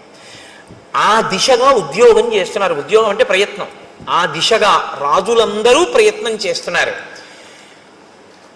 నేను కూడా సీతమ్మ యొక్క ఎడబాటు వలన కలిగినటువంటి శోకము నుండి బయటికి రావడం కొరకు రావణాసురుని మీద యుద్ధానికి వెళ్ళవలసి ఉంది. కానీ ఎవరు నాకు ఇందులో తోడ్పడాలో ఆ తోడ్పడవలసినటువంటి ప్రధానమైన వ్యక్తి అయిన సుగ్రీవుడు మాత్రం అసలు దీని గురించి పట్టించుకున్నట్లు లేదు, విస్మరించాడు. అసలు ఇటువంటి ప్రయత్నం ఒకటి చెయ్యాలి అన్న ఆలోచన ముందు ఎవరికి రావాలో, ఇప్పుడు ఎవరికి వస్తే తప్ప కదలదో ఆయనకి రాలేదు. అంటే రాముడు ఒక్కడు చేయలేడా అండి? నరుడి కథగా మీరు వినండి. నేను మీతో తరచూ మనవి చేస్తున్నాను. ఇప్పుడు ఈ ఆక్రోశంలోంచి ఏ మాట వస్తుందో అదే వస్తుంది. మన్ని ఒక ఆయన పట్టించుకోలేదనుకోండి, అస్సలు ఏ ప్రాధాన్యత ఇవ్వకుండా ఏమీ పట్టించుకోకుండా నేను చేస్తానులేండి తప్పకుండానని అసలు ఆయన చేయడానికి దాని గురించి ఆలోచనే లేదనుకోండి, అప్పుడు మీరేమంటారు? అవును, నా గురించి ఎందుకు పట్టించుకుంటాడు, ఇప్పుడు నా అవసరం ఏం లేదుగా, ఇప్పుడు నా పని ఆయనకి ఏం లేదు, నన్ను చేతకానివాడు అనుకుంటున్నాడు, నేనేం చేయలేను అనుకుంటున్నాడు, అందుకని ఇప్పుడు నా గురించి అసలు ఆలోచన ఎందుకు చేస్తాడు? నేను వెళ్ళి ఆయన్ని అడిగితే చేసి పెడతానన్నాడు, కానీ కనీసం ఏమన్నా నేను ఇలా చేస్తాను చేయట్లేదు, మీ మాట నాకు జ్ఞాపకం ఉందని కూడా అంటలేదు. చూసావా, అంటాడా? అండా. నరుడన్న వాడి మనస్వభావం అలాగే ఉంటుంది. దీని తర్వాతి మాట అదే రావాలి. అలా రాకుండా ఏదో త్రికాల వీధిలా వశిష్ఠుల్లా విశ్వామిత్రుల్లా నాకు తెలుసు నీలుణ్ణి పంపించాడు, ఆ తర్వాత వ్యామోహంలోంచి బయటకు వస్తాడు, ఇలా మాట్లాడాడు అనుకోండి, నరుడు అవడు. నేను అందుకే మీకు తరచు మనవి చేస్తుంటాను, శ్రీరామ కథ నరకథ. ఒక నరుడు ఎలా ప్రవర్తిస్తాడో అలాగే మాట్లాడతాడు అని చెప్తుంటాను. కాబట్టి ఆయన అన్నాడు, అనాదోహృత రాజ్యోయం రావణేన చ దర్శిత దీనో దూరగృహ కామి మాం చైవ శరణంగతః. లక్ష్మణ, సుగ్రీవుడు ఏమనుకుంటున్నాడో తెలుసా? అనాథో, నేను అనాథుణ్ణి, నాకెవరు లేరు, నన్ను పట్టించుకునే వాళ్ళు లేరు. హృతరాజ్యోయం, నా రాజ్యం పోయింది. రావణేనచ దర్శిత, నేను రావణుడి చేత అవమానింపబడిన వాణ్ణి. దీనో, దీనుణ్ణి, నా భార్యని నేను రక్షించుకోలేని స్థితిలో ఉన్నవాణ్ణి. దూరగృహ, ఇంటి నుంచి చాలా దూరంగా ఉన్నాను, కష్టం చెప్పుకోవడానికి కూడా ఎవరూ లేరు. కామి, భార్య గురించి పరితపిస్తున్నటువంటి వాణ్ణి. మాం చైవ శరణంగత, నేను ఆ సుగ్రీవుణ్ణి శరణాగతి చేసి ఉన్నవాణ్ణి. కాబట్టి ఇప్పుడు ఆయన అనుగ్రహాన్ని బట్టిన జీవితం తప్ప నా గురించి ఆయన పట్టించుకోవాలని ఎక్కడుంది లక్ష్మణ? ఈ మాట లక్ష్మణుడికి కోపం తెప్పిస్తుందా తెప్పించదా? అన్నయ్య ఏడిస్తే చూడలేని స్వభావం అనుకోండి. ఒక ఆయనకి రక్తం చూస్తే కళ్ళు తిరిగి పడిపోతాడు. ఆయన్ని తీసుకెళ్ళి మీరు నా గోరు చుట్టూ ఆపరేషన్ చేసేటప్పుడు నువ్వు నా చెయ్యెట్టుకో అంటే మీరు బాగానే ఉంటారు. ఆయన్ని తర్వాత మీరు సోడా క్యారేజ్ ఆయనకి తేవాలి కదా. ఆయన రక్తం చూస్తే తట్టుకోలేడు అన్నప్పుడు మీరు ఆయన్ని తీసుకెళ్ళకూడదు మీ గోరు చుట్టూ ఆపరేషన్ చేయించుకోవడానికి కదండి. అంతేకాని మరి లక్ష్మణుడు రాముడి ఖేదాన్ని చూడలేడని రాముడికి తెలుసు, మరి ఎందుకు మాట్లాడుతున్నాడు అంటే ఒక్కొక్కసారి లోపల ఉన్నటువంటి శోకాన్ని ఆపడాన్ని నిగ్రహించడం ఎవ్వరికైనా సాధ్యం కాని స్థితి వస్తుంది. నరుడంటే అంతే. మనుష్యుడు అన్న మాటకు అర్థం ఏమిటంటే నిగ్రహించలేనంత బాధ కలుగుతుంది. అది తన భార్య విషయంలో కలిగితే ధర్మబద్ధం అండి. అది పరకాంత ఎందుకు కలిగితే తప్పు తప్ప తన భార్య ఎందుకు కలిగితే వేళ దాటిపోతోంది, శరదృతువు కూడా వచ్చేసింది, మరి ఆయన బాధపడ్డాడంటే అందులో తప్పే ఉంది. అటువంటప్పుడు నన్ను ఇలా పట్టించుకోలేదని మాట్లాడితే ఎంత సహజంగా పూర్ణమైన నరుడిగానే రాముడు మాట్లాడుతున్నాడు తప్ప ఒక ఈశ్వరుడిగా రాముడు ఎప్పుడూ మాట్లాడలేదు రామాయణంలో. కాబట్టి ఇత్యేతై కారణై సౌమ్య సుగ్రీవస్య దురాత్మన అహం వానరరాజస్య పరిభూత పరంతప. అదిగో ఆ దురాత్ముడైనటువంటి సుగ్రీవుడున్నాడే, నన్ను పట్టించుకోకుండా ఇలా అవమానిస్తున్నాడు. నేను ఈ ఊరు బయట పర్వత గుహలో ఇలా పడున్నాను. తం ప్రవిశ్యచ కిష్కింధాం బ్రూహి వానరపుంగవం మూర్ఖం గ్రామ్య సుఖే సక్తం సుగ్రీవం వచనాన్ మమ. నువ్వు కిష్కింధా నగరంలోకి వెళ్ళు, అంతఃపుర ప్రవేశం చేయి, ఆ సుగ్రీవుడి దగ్గరికి వెళ్ళు. గ్రామ్య సుఖం అంటే కేవలము కామోపభోగమే జీవితానికి ప్రయోజనంగా బతుకుతున్నటువంటి ఆ సుగ్రీవుడి దగ్గరికి వెళ్ళి వచనాన్ మమ, నా మాటగా చెప్పు. అర్ధినాం ఉపపన్నానాం పూర్వంచా వ్యపకారిణాం అశాం సంసృత్యయో హంతి సలోకే పురుషాధమః. మిత్రులైన వారి దగ్గర ఉపకారాన్ని పొంది ప్రత్యుపకారం చేస్తానని మాట ఇచ్చి చెయ్యవలసిన ప్రత్యుపకారాన్ని చెయ్యకుండా వేళ దాటిపోయినా దాని గురించి పట్టించుకొని వాడెవరున్నాడో వాడిని పురుషాధముడు అని లోకం పిలుస్తుంది. శుభం వా యది వా పాపం యోహి వాక్యం ఉదీరితం సత్యేన ప్రతిగృహ్ణాతి సవీర పురుషోత్తమ. ఆ చేసేటటువంటిది పాపమా పుణ్యమా అన్నది కూడా పక్కన పెట్టి మిత్రుడికి ఇచ్చినటువంటి మాటకి కట్టుబడి ఆ కార్యం చెయ్యడానికి ప్రయత్నించేవాడెవడో వాణ్ణి పురుషోత్తముడు అని పిలుస్తారు. కృతార్థాహ్య కృతార్థానాం మిత్రాణం న భవంతి తాన్ మృతానపి క్రవ్యాదాహ కృతఘ్నాన్ నోపభుంజతే. ఎవరు మిత్రులు చేసిన ఉపకారము వలన తాను గట్టెక్కి మిత్రుణ్ణి గట్టెక్కించడానికి ఉపకారం చెయ్యవలసిన సమయంలో ఉపకారం చెయ్యకుండా ముఖం చాటేసి తిరిగి జీవితాన్ని వెళ్ళబుచ్చుకునే ప్రయత్నం చేస్తాడో అటువంటి వాడు మరణించిన తరువాత వాడి శరీరాన్ని కుక్కలు కూడా ముట్టుకోవు అని చెప్పు. నూనం కాంచన పృష్టస్య విరుష్టస్య మయారణే ద్రష్టుం ఇచ్చతి చాపస్య రూపం విద్యుద్గణోపమం.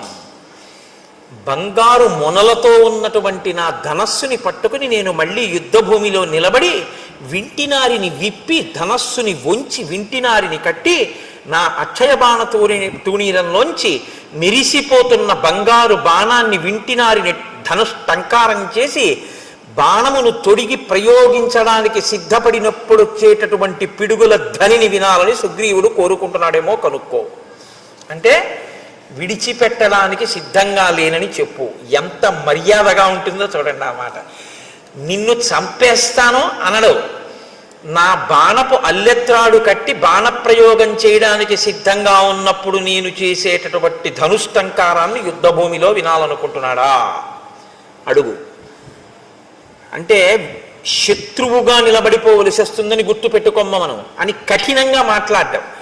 ఆ మాటలో కూడా ఎంత సౌమ్యంగా ఉంటుందో, అప్పుడు కూడా ఎంత మాటలో ఎక్కడ మీకు అశ్లీలత కానీ అసలు ఆ మాటలో వ్యగ్రత కానీ కనపడవు. అంత అందంగా ఉంటుంది ఆయన మాట్లాడితే. అందుకే శ్రీరామాయణాన్ని బాగా చదివి రామాయణం బాగా జీర్ణమైనటువంటి వాళ్ళు కోపంతో మాట్లాడినా అందంగానే ఉంటుంది. ఎందుకంటే ఆ భాష అటువంటి సుసంపన్నమైన హృదయం అలవాటు అవుతాయి. కాబట్టి నచ సంకుచిత పంథ ఏన వాలీహతో గత సమయే తిష్ట సుగ్రీవ మా వాలి పదమన్వగాహ.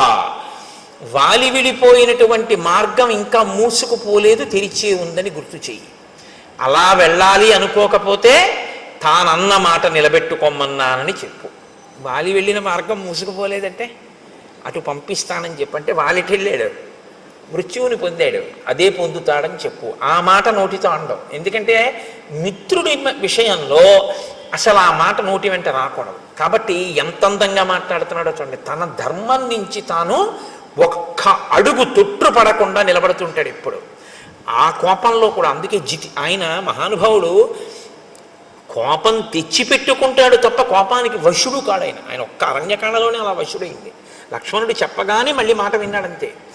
కాబట్టి అంత అందంగా ఉంటుంది ఆ మాట. కోపానికి వశుడైపోయినటువంటి వాడి వెర్రికేకలు, వాడి మాటలు, వాడి నోట్లోంచి వచ్చే ధూర్త ప్రలాపన ఇంకోలా ఉంటాయి. కోపాన్ని అదుపులో పెట్టుకుని తను ఎక్కడ మనస్సులో బాధపడుతున్నాడో దాన్ని అవతలవాడికి సందేశాత్మకంగా అందించాలనేటటువంటి ప్రజ్ఞ ఉన్నవాడి యొక్క వాగ్ధోరణి అనన్య సామాన్యంగా ఉంటుంది. భావము యొక్క వ్యగ్రత ఉంటుంది తప్ప భాష యందు వ్యగ్రత ఉండదు. భావము మాత్రం సుస్పష్టంగా ఉంటుంది, అందులో సందేహమే ఉండదు. కానీ భాష మాత్రం అమంగళకరమైనది కానీ అశ్లీలమైనది కానీ వినడానికి ఖేదంగా ఉండేటటువంటిది కానీ అటువంటి భాష వాడరు. ఎందుకో తెలుసా అండి? అక్షరములన్నీ కూడా పరాశక్తి యొక్క స్వరూపం. అమ్మవారి స్వరూపం ఇది వేరు. ఈ స్వరూపాన్ని స్థూల రూపం అంటారు. ఇది కాకుండా అమ్మవారికి ఒక రూపం ఉంటుంది. ఆ రూపం అక్షరాలన్నీ సంస్కృతంలో మాతృకలు అని పిలుస్తాం. ఆ అక్షరాలన్నీ ఏ ఉంటాయో ఆ అక్షరాలన్నీ అమ్మవారి యొక్క స్వరూపాలు. శబ్దము మనం అక్షరాన్ని ఉపయోగించడానికి నాలుకని తిప్పినప్పుడు ఉపయోగించేటటువంటి మాట ఉందే, అది ఆ శక్తి అమ్మవారి అనుగ్రహంతో పలుకుతాం అక్షరాలు. అందుకే అక్షరములే పదములు అవుతాయి, పదములు వాక్యములు అవుతాయి, వాక్యములలో అర్థం ఉంటుంది. మీరు అక్షరాల్ని ఎన్ని మాటలు దుర్వినియోగం చేశారో అన్ని మాటలు పరాశక్తి లెక్కలోకి తీసుకుంటుంది. వీడు నా స్వరూపాన్ని ఖేదపరిచాడు, అక్షర స్వరూపాన్ని దుర్వినియోగం చేశాడు అని. అందుకే మాట చాలా పొందికగా ఉండాలి తప్ప మాటలో అసలు ఏ మాటలు నోటి వెంట రాకూడదో ఆ మాటలు నోటి వెంట తరచు ప్రయోగించడం కానీ, ఏ మాటలు నోటి వెంట అస్తమానం మాట్లాడకూడదో ఆ మాటల్ని వాడడం కానీ చేయకూడదు. మాటకున్నటువంటి బలహీనత ఏమిటో తెలుసా అండి? మనసు పట్టుకుంటుంది. దానికి అదొక పెద్ద ఇబ్బంది. నేను మీతో చెప్పాక బలహీనత బలం అవే. మీరు చాలాసేపు మీకు రాకపోయినా మీరు అలా వినండి. ఆ గురు ప్రార్థన అదే పనిగా ఓ గంట సేపు విన్నారనుకోండి, అంతవరకు ఎందుకండి, పోనీ గురు ప్రార్థన కాసేపు వదిలేయండి, పోనీ ఏదో సంస్కృతంలో సంక్లిష్ట పదజాలంతో ఉందండి అంటారా, పక్కన పెట్టేయండి. మీరు ఏదో రామదాస్ గారి కీర్తన పెట్టుకుని ఒక గంటన్నరో అలా కీర్తనలు విన్నారనుకోండి, అన్ని కీర్తనల మీద మీ మనస్సు నిలబడదు. వచ్చిన బాధ మీకు ఏదో ఒక కీర్తన మీదకి వెళ్ళి మనసు రంజిల్లుతుంది, పొంగుతుంది.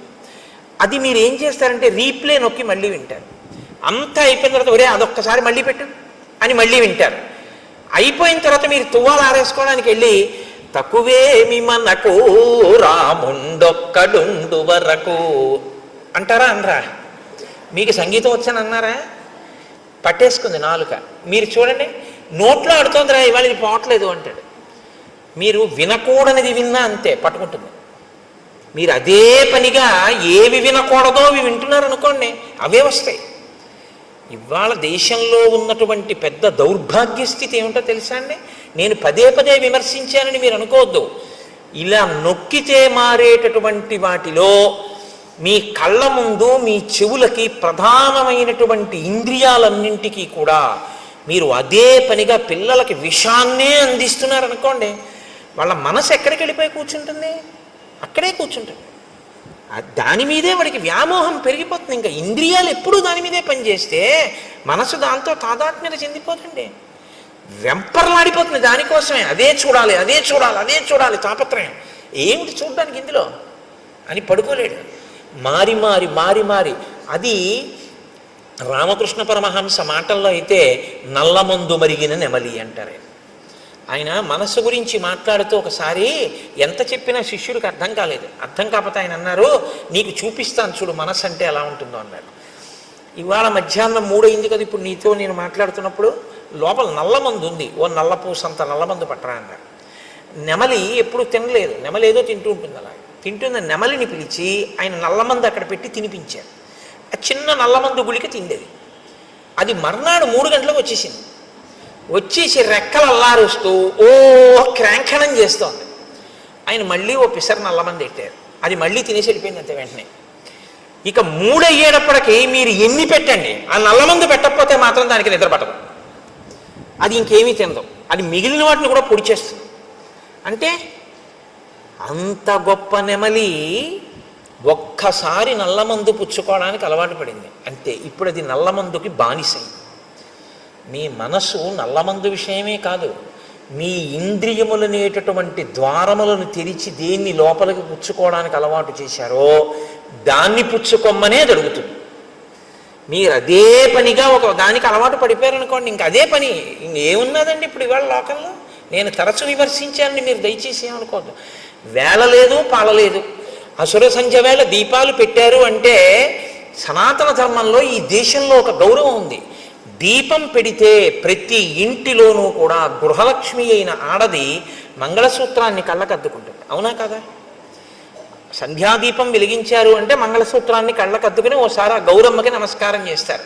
ఇవాళ ఇలా సంధ్యాదీపం పెట్టి మీరు ఇలా టీవీ పెట్టగానే మెళ్ళో మంగళసూత్రాలు లాగేస్తూ ఉండడం, లాగేసి విసిరేయడం, స్లో మోషన్లో అది ఎంత దూరం వెళ్ళి పడిపోయిందో చూపిస్తూ ఉండడం, లేకపోతే చచ్చిపోయిన శవాల్ని కాలుస్తున్నటువంటి దృశ్యాలు ఇంట్లో ఆ దిక్కున కనపడుతూ ఆ మంటల యొక్క దృశ్యాలు గోడల మీద వాటి మీద పడుతూ ఉండడం, భయానకంగా దాన్ని చూస్తూ ఉండడం, కొట్టుకున్నవి పొడుచుకున్నవి 1కి 4 మాటలు రీప్లే చూపిస్తూ ఉండడం, అర్ధరాత్రి వేళ ఘోరమైనటువంటి వాటిని సావధానంగా చూసే అవకాశం పిల్లలకి ఇవ్వడం, ఇవన్నీ పిల్లలకి ఇచ్చి మీ పిల్లలు మంచిగా ఉండాలని మీరు కోరుకుంటే ఎలా ఉండడం కుదురుతుందండి? వాళ్ళకి రోజు విషం పెడితే విషకన్య అవుతుంది తప్ప అది ఆవుదూడ ఎలా అవుతుంది? ఇవాళ మన దౌర్భాగ్యం అంతా దీని గురించే ఏడిచారు మహానుభావులు శాసనసభల్లో. సంస్కృతి నశించిపోతుందా అని ఏడిచారు. సంస్కృతి నశించిపోయాక నీకు భౌతిక భోగం ఎంతున్నా దానివల్ల ఉపయోగం ఏమీ ఉండదు. scientific advancement without an iota of restraint is totally dangerous to the entire society. మీరు ఆలోచించండి నేను అన్నమాట. సెల్ ఫోన్ టూ వీలర్ మీద వెడుతూ మాట్లాడకూడదన్న నిగ్రహం లేనటువంటి వాడికి మీరు సెల్ ఫోన్ ఇచ్చి పంపిస్తే వాడితో పాటు ఇంకో కుటుంబం అంతా ఆధారపడిన ఇంకో వ్యక్తి జీవితం కూడా ప్రమాదంలోకి వెళ్ళిపోతాయి. సైంటిఫిక్ అడ్వాన్స్మెంట్ తప్పనాలా, మనిషికి సెల్ఫ్ రెస్ట్రైంట్, తనని తాను నిగ్రహించుకోగలిగిన శక్తి లేకపోవడం తప్పనాలా? నిగ్రహం లేకపోవడం తప్పు. నిగ్రహం అస్తమానం నీకు ఎవడు నేర్పుతాడు? అంగుళం పోలీసుల్ని పెట్టి నీకు నేర్పుతారా? మనిషివి కాబట్టి నీకు ఉండాలి. మనిషిగా ఎలా బతకాలో రామాయణం చదివితే వస్తుంది. ఆ రామాయణం అందుకే మనుషుల్ని మనుషులుగా ఇబ్బంది లేకుండా బ్రతకగలిగినటువంటి స్థితి కావాలి అంటే మీరు ఏది చూడొచ్చో ఏది చూడకూడదో, మీ మనసు ఎందుకు పాడవుతుందో, మీ మనసు ఎందుకు పవిత్రం అవుతుందో మనోరంజకత్వం కోసం కావలసి ఉంటుంది. మనోరంజకత్వం అంటే నువ్వు కాసేపు సంతోషంగా ఉల్లాసంగా గడపాలి అంతే, అంతవరకే. ఒక్కొక్క దాని ప్రయోజనం దేని కొరకు అంటే దాని ప్రయోజనం అంతవరకే. నువ్వు ఉల్లాసంగా కాసేపు ఏదో బడలిపోయావు, కాసేపు ఏదో కాస్త ఉల్లాసంగా ఉండాలి. కాబట్టి ప్రమాదకరము కానటువంటి ఉల్లాసభరితమైనది చూడడానికి నువ్వు కొన్నింటిని వాడుకోవాలి. వినోదం హద్దుల్లో ఉండాలి. వినోదం హద్దులు దాటిపోయి వెళ్ళిపోయి మేము సమాజాన్ని బాగు చేయడానికి ఇవన్నీ తీయలేదన్న మాట నువ్వు అనకూడదు, తప్పది. దాని ప్రభావం సమాజం మీద ఉండి తీరుతుంది. నువ్వు ఆ మాట అంటే ఎలా అవుతుంది? కుదరదది. కాబట్టి ఇవాళ ఈ హద్దులు ఎందుకు దాటిపోయామంటే మనం రామాయణాన్ని మరిచిపోకుండా ఉండగలిగితే మనం ఖచ్చితంగా హాయిగా ఆనందంగా ఏ వస్తువుని ఎక్కడ వరకు వాడుకోవాలో అక్కడ వరకు వాడుకోగలిగిన ప్రజ్ఞ భాషించి ఉండేది. ఇది రామాయణం చెయ్యగలిగినటువంటి గొప్ప ప్రయోజనం. ఇది మీరు పిల్లలు చూడండి, ఏదైనా కథ చెప్పమ్మమ్మ, ఏదైనా కథ చెప్పు తాతయ్య అంటారు. ఏం కథ చెప్తాను? రాత్రి 7ంటికి సీరియల్ వస్తుంది చూడు అంటే వాడు అదే చూసి మీరు అదే చూస్తే, మీరు అంటే మీరు కాదు, మీరేం చూడరు, నా గురించి నేను చెప్పుకునేది. కాబట్టి అసలు ముందు మనకొకటి వస్తే రా నీకు ఒక చెప్తాను కూర్చో. ఏమైందో తెలుసా? ఒకసారి సుగ్రీవుడు ఏం చేశాడో తెలుసా? ఏం చెప్పారో తెలుసా? హనుమ, అదిగో నువ్వు దండం పెడతావే ఆ స్వామి బుద్ధిమతాం వరిష్టం. ఏం చెప్పారో తెలుసా? ఇదిగో కాలం దాటిపోతే ప్రమాదం వస్తుంది, వేళపట్టును చెయ్యవలసింది వేళపట్టును చెయ్యాలని చెప్పారు అని ఈ ఘట్టాన్ని చెప్పండి. ఆ పసిపిల్లల మనసు మీద కాలము యొక్క విలువ, చేయవలసిన వేళకి చెయ్యడం అనేటటువంటిది ఎంత ముఖ్యమో నాటుకుంటుంది. పిల్లల హృదయాలు ఎటువంటివో తెలుసా అండి? బాగా దుక్కి దున్ని నీరు పెట్టి ఇంకా మీరు విత్తనం వేయడానికి సిద్ధంగా ఉన్నటువంటి సుక్షేత్రములవి. అక్కడ మీరు తులసి గింజలు వేశారనుకోండి, అది తులసివనం. మీరు అక్కడ ఆకుమడి వేస్తే అది వరి చేను, మీరు అక్కడ చెరుకు వేస్తే చెరుకు తోట, మీరు మారేడు చెట్లు వేస్తే మారేడు వనం, మీరు గంజాయి మొక్కలు వేస్తే గంజాయి వనం. వేసేవాడి మీద ఉంటుంది తప్ప క్షేత్రంలో తప్పు లేదు. మీరు ఏ విత్తనం వేస్తే ఆ చెట్టే అక్కడ లేస్తుంది. తప్పంటూ ఎక్కడైనా ఉంటే మనం పిల్లల మనసుల్లో వెయ్యకూడనివి వేసిన పెద్దలది తప్పు తప్ప అది పుచ్చుకోవడానికి సిద్ధంగా ఉన్న క్షేత్రంది ఎప్పుడూ తప్పు కాదు. అందుకే పిల్లల మనసుల్లో వెయ్యవలసిన విత్తనం వెయ్యడం తన బాధ్యతగా గుర్తించకపోవడం కూడా దోషమే. తన కర్తవ్యం తను చెయ్యాలి, పిల్లలకి చెప్పవలసింది తాను చెప్పాలి. వాళ్ళు విన్నారా వినలేదా నీకు అనవసరం, నీ కర్తవ్యం నువ్వు చేసావా లేదా, ఒక్కడు బాగుపడ్డాడు చాలు. నీ పిల్లలకి నువ్వు చెప్పాలి, వాడు విన్నాడా వినలేదా నీకు అనవసరం, నీ కర్తవ్యం నువ్వు చెయ్యి. ఇది శ్రీరామాయణం మనకి నేర్పుతుంది. కాబట్టి హనిష్యామి సబాంధవం, వాలిని ఒక్కడే చంపేశాను ఒక బాణంతో, సుగ్రీవుణ్ణి సబాంధవంగా బంధువులందరితో చంపేస్తానని చెప్పి. ఇప్పుడు ఈ మాట లక్ష్మణుడు ఇది విన్న తర్వాత అన్నయ్య అంత బాధపడుతున్నాడు అంటే ఊరుకుంటారండి? ఈ రెండిటికి ఒక తేడా ఉంది. ఒకటి అంటిస్తే పేలిపోతుంది, ఒకటి పేలద్దులే అనుకుంటే ఆగిపోతుంది. దీనికి ఆ నిగ్రహశక్తి ఉంది, దానికి ఆ నిగ్రహశక్తి తక్కువ. కాబట్టి ఇప్పుడు రాముడు అమ్మ బాబోయ్ వీణ్ణి వెళ్ళమన్నాను, నేను బాధపడ్డం విన్నాడు, ఇప్పుడు వెళ్ళి సుగ్రీవుని చంపేస్తాడు బాణం వేసి. అక్కడ పరిస్థితి కొంచెం ఏమైనా తేడాపాడగా అసలు నన్ను పట్టించుకోనట్లు కనపడితే బాణమే వదిలిపెట్టేస్తాడంతే.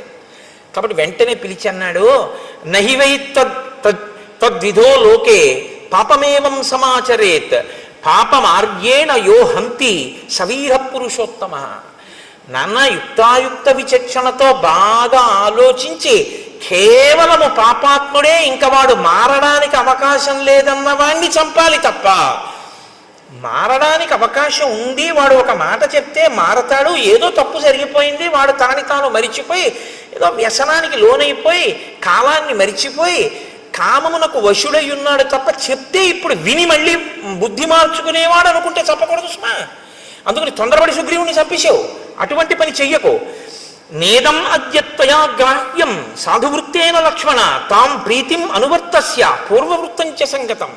నువ్వు వెళ్ళేటప్పుడు సుగ్రీవుడితో పూర్వ స్నేహం ఎలా ఉండేదో, మనం అందరం ఎంత ప్రేమగా మాట్లాడుకునే వాళ్ళం, మన పట్ల సుగ్రీవుడు ఎంత ప్రీతిపాత్రుడో బాగా స్మరించుకుంటూ వెళ్ళు.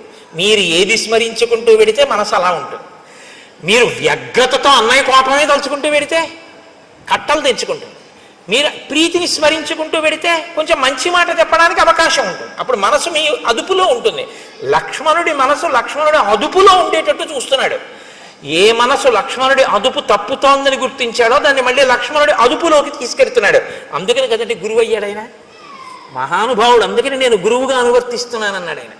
మాట ఎంత ప్రమాదమో, ఒక్కొక్కరు ఇంకొకరు ఖేదపడితే చూడలేరు, అంత ప్రీతి ఉంటుంది. ఆయన బాధపడ్డాడు అనుకోండి, అయ్య బాబోయ్ ఆయనంత బాధపడ్డామా అని నాకేమైనా పర్వాలేదని చెప్పి ఈయన వెళ్ళిపోయి ఆయనతో కలిపిడిపోతాడు కూడా. కాబట్టి మీరు గబుక్కుని ఎక్కడ పడితే అక్కడే ఎలా పడితే అలా మాట్లాడకూడదు. అవతల వారికి మీ మీద ఉన్నటువంటి ప్రీతి వలన వచ్చేటటువంటి పరిణామములను కూడా దృష్టిలో పెట్టుకుని మాట్లాడవలసి ఉంటుంది. ఇది రాముడి యొక్క పరిణతి. కాబట్టి వెంటనే వెనక్కి పిలిచి సామోపహితయామాచ రూక్ష్మాణి పరివర్జయన్ వక్తుం అర్హసి సుగ్రీవం వ్యతీతం కాలపర్యయే. అందుకని నాయన పరుషమైన మాట్లాడకు సుగ్రీవుడి దగ్గర, చాలా సున్నితమైన మాటలతో మిత్రుడికి చెప్పినట్లు చెప్పు. కాలము దాటిపోయింది, రాముడు బాధపడుతున్నాడు అన్న సందేశాన్ని అందించు తప్ప ఆయన మనసు ఖేదపడేటట్టుగా తీవ్రమైనటువంటి మాటలను వాడవద్దు అని చెప్పాడు. సరే అన్నయ్య అన్నాడు, బయలుదేరాడు. కానీ లక్ష్మణుడే కదండి, చెప్తే వినేసి వెంటనే నేను మీతో మనవి చేసింది అదే. నేను చెప్తున్నాను లోపలికి వెళ్ళు అంటే వెళ్ళిపోయాడు అనుకోండి, వెళ్ళినైంది గొప్ప కదండి. రాముడు చెప్పినా లక్ష్మణుడు కోపాన్ని అంతగా వెంటనే నిగ్రహించేసుకోలేడు. కారణం ఏమిటి? లక్ష్మణుడికి సుగ్రీవుడి మీద కోపం లేదు, లక్ష్మణుడి బెల్లాన్ని ఎత్తుకుపోలేదు రావణాసురుడు. రాముడు కష్టపడితే చూడలేడు, రాముడి కళ్ళమ్మటి నీళ్లు కారకూడదు. తన జీవిత ప్రయోజనం ఒకటే, రాముడు సంతోషంగా ఉండాలి తప్ప ఆయనకి ఇంకేం అక్కర్లేదు జీవితంలో. ఆయన ఒకే ఒక్క జీవిత లక్ష్యం ఏమిటంటే రాముడు సంతోషంగా ఉండాలి. రాముడు సంతోషంగా లేడు, ఇవాళ బాధపడ్డాడు. ఎవరి వల్ల బాధపడ్డాడు? అదిగో ఆయన వల్ల బాధపడ్డాడు, అంతే. ఇంకిప్పుడు ఎంత కోపంగా ఉంటాడంటే ఇంకా అదుపు చేసుకోలేకపోయాడు కోపాన్ని అన్నది చెప్పడానికి మహర్షి ఎంత అందంగా చెప్తారో తెలుసా అండి. ఆయన బయలుదేరాట కిష్కింధకి వెళ్ళడానికి. ఎలా వెడుతున్నాడంటే సాల తాళాశ్వ కర్ణాంశ్చ తరసా పాతయాన్ బహూన్ పర్యస్యన్ గిరికూటాని ద్రుమానన్యాంశ్చ వేగత శిలాశ్చ శకలీకుర్వన్ పద్యాంగజ ఇవాశుగ దూరం ఏక పదం త్యక్త్వా యయౌ కార్యవశాదృతం.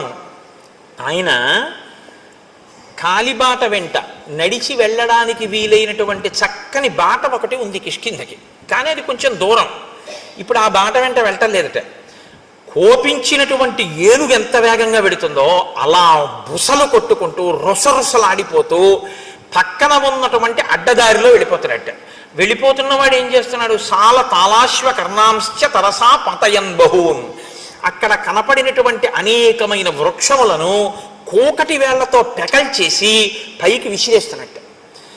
పర్వత శిఖరములు కనపడితే పరిగెత్తుకుంటూ వెళ్ళి ఆ శిఖరములను ఊపేసి వాటిని చేత్తో పట్టుకుని ఆకాశంలోకి విసిరేసి ముక్కు ఇలా అనుకుంటూ బుసలు కొడుతూ ఆ వెళ్ళిపోతున్నప్పుడు శిలాశ్చ శకలీకుర్వన్ అలా వెళ్ళిపోతూ చూడండి రాయి కనపడుతుంది, దాన్ని ఒక్క తన్ను తన్ని బదలు కొట్టేస్తున్నట్టు. ఎందుకు? తన దారిని తాను వెళ్ళాలి, కానీ ఒక్కొక్కటి చూడండి నడుస్తూ రాళ్ళు తంతు ఉంటాడు, అది ఎవరి మీదకో వెళ్ళి తగులుతుంది.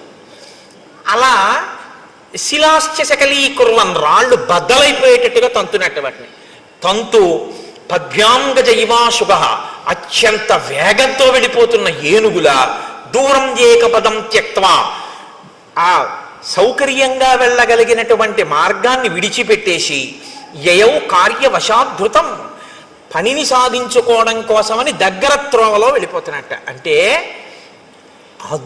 తనంత తాను అదుపు చేసుకోలేని కోపాన్ని సుగ్రీవుణ్ణి ఏమనొద్దన్నాడు, సుగ్రీవుణ్ణి చంపద్దన్నాడు. ఇప్పుడు సుగ్రీవుణ్ణి చంపకుండా, సుగ్రీవుణ్ణి ఏమనకుండా నిగ్రహించుకోవాలంటే కోపాన్ని దేని మీద పెట్టాలి. అత్త మీద కోపం దుత్త మీద చూపించారంటారు. ఆఫీస్లో బాస్ని ఏమనలేక ఇంట్లో వచ్చి భార్యను తిడుతుంటాడు ఒక్కొక్కడు, అలా ఉంటుంది. అందుకని చెప్పి ఇప్పుడు సుగ్రీవుణ్ణి ఏమనకూడదు కాబట్టి పాపం చెట్లు ఏం చేసాయి, వాటిని పీకేస్తున్నాడు. పర్వత శిఖరాలు ఏం చేసాయి, వాటిని పీకేసేసి ఆకాశంలోకి విసిరేస్తున్నాడు. రాళ్ళు ఏం చేసాయి, వాటిని బదలు కొట్టేస్తున్నాడు. అంటే కొంత కోపం తీరిపోతుందన్నమాట.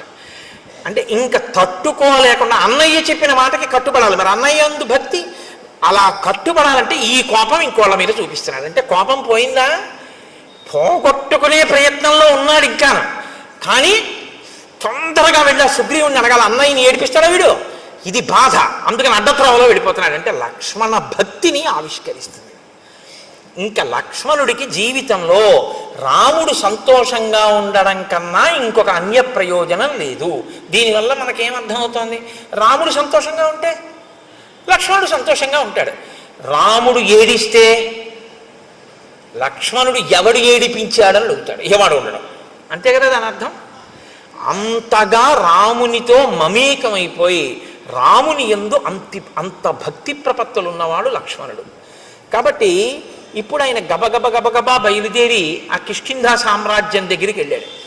బుసలు కొడుతూ ఊగిపోతూ ధనస్సు పట్టుకుని బాణాలు పట్టుకుని వస్తున్నటువంటి ఆ లక్ష్మణమూర్తి యొక్క స్వరూపాన్ని, ఆ నగరాన్ని కాపు కాస్తున్నటువంటి కొన్ని వేల మంది వానర యోధులు చూశారు. చూసి వాళ్ళు అదేమిటి అంత వేగంగా వచ్చేస్తున్నాడని ఆయన్ని చూసి భయపడి అటు ఇటు చెల్లాచెదరైపోయారు. కొంతమంది ఏమిటి యుద్ధానికి వస్తున్నాడు అని ఒక మహానాదం చేశారు. కానీ తేజోమూర్తి అయిన లక్ష్మణుని యొక్క ఆ ఉద్ధతికి తట్టుకోలేక వాళ్ళందరూ దూరంగా పరిగెత్తి పారిపోయారు. సుగ్రీవుడు మాత్రం లోపల అంతఃపురంలో తారతో రుమతో వానరకాంతలతో విశేషంగా మధుపానం చేసి హారములన్నీ చెదిరిపోయి కనుగుడ్లు తిరుగుడు పడుతుండగా ఆ కామోపభోగము యందు రమిస్తున్నటువంటి వాడై ఉన్నాడు. అందుకని పైన ఏం జరుగుతోందో గ్రహించగలిగినటువంటి మనసు ఆయనకి లేదు. ఆయన మనసుని ఆయనే అటువంటి నిద్రావస్థలోకి ఆయన కోరుకున్న దాని పట్ల ఉద్రేకం పొందేటట్టుగాను ఆయన దాన్ని తయారు చేసుకున్నాడు. ఈశ్వరుడు చక్కని మనస్సుని మీకు ఇచ్చి స్పందించగలిగిన శక్తితో కూడిన ఒక చక్కటి దాన్ని మీకు ఇచ్చాడనుకోండి, దాన్ని ఉత్ప్రేరకములతో మీకు కావలసిన రీతిలో ఉద్రేకపడేటట్టు మీరు తయారు చేసి స్పందించగలిగిన శక్తి దానికి చంపేస్తే ఈశ్వరుడిదా దోషం మందా? మనది. అక్కడ యజ్ఞవేది ఉందనుకోండి, ఒక యజ్ఞవేది వెలుగుతోంది, హవిస్సులు ఇస్తున్నారు, అందులోకి పట్టుకొచ్చి నేను సారా పోసాను అనుకోండి, ఇప్పుడు వేదికి ఇబ్బందా నాకు ఇబ్బందా?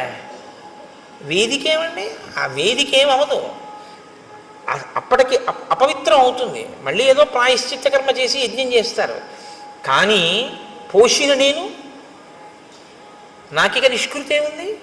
ఇక్కడ స్వయంగా పరమేశ్వరుడే కూర్చుని అగ్నిహోత్ర జ్వాలగా వెలుగుతున్నాడు. వెలిగి మనం వేసిన పదార్థాలన్నిటినీ ఆయన పచనం చేస్తున్నాడు.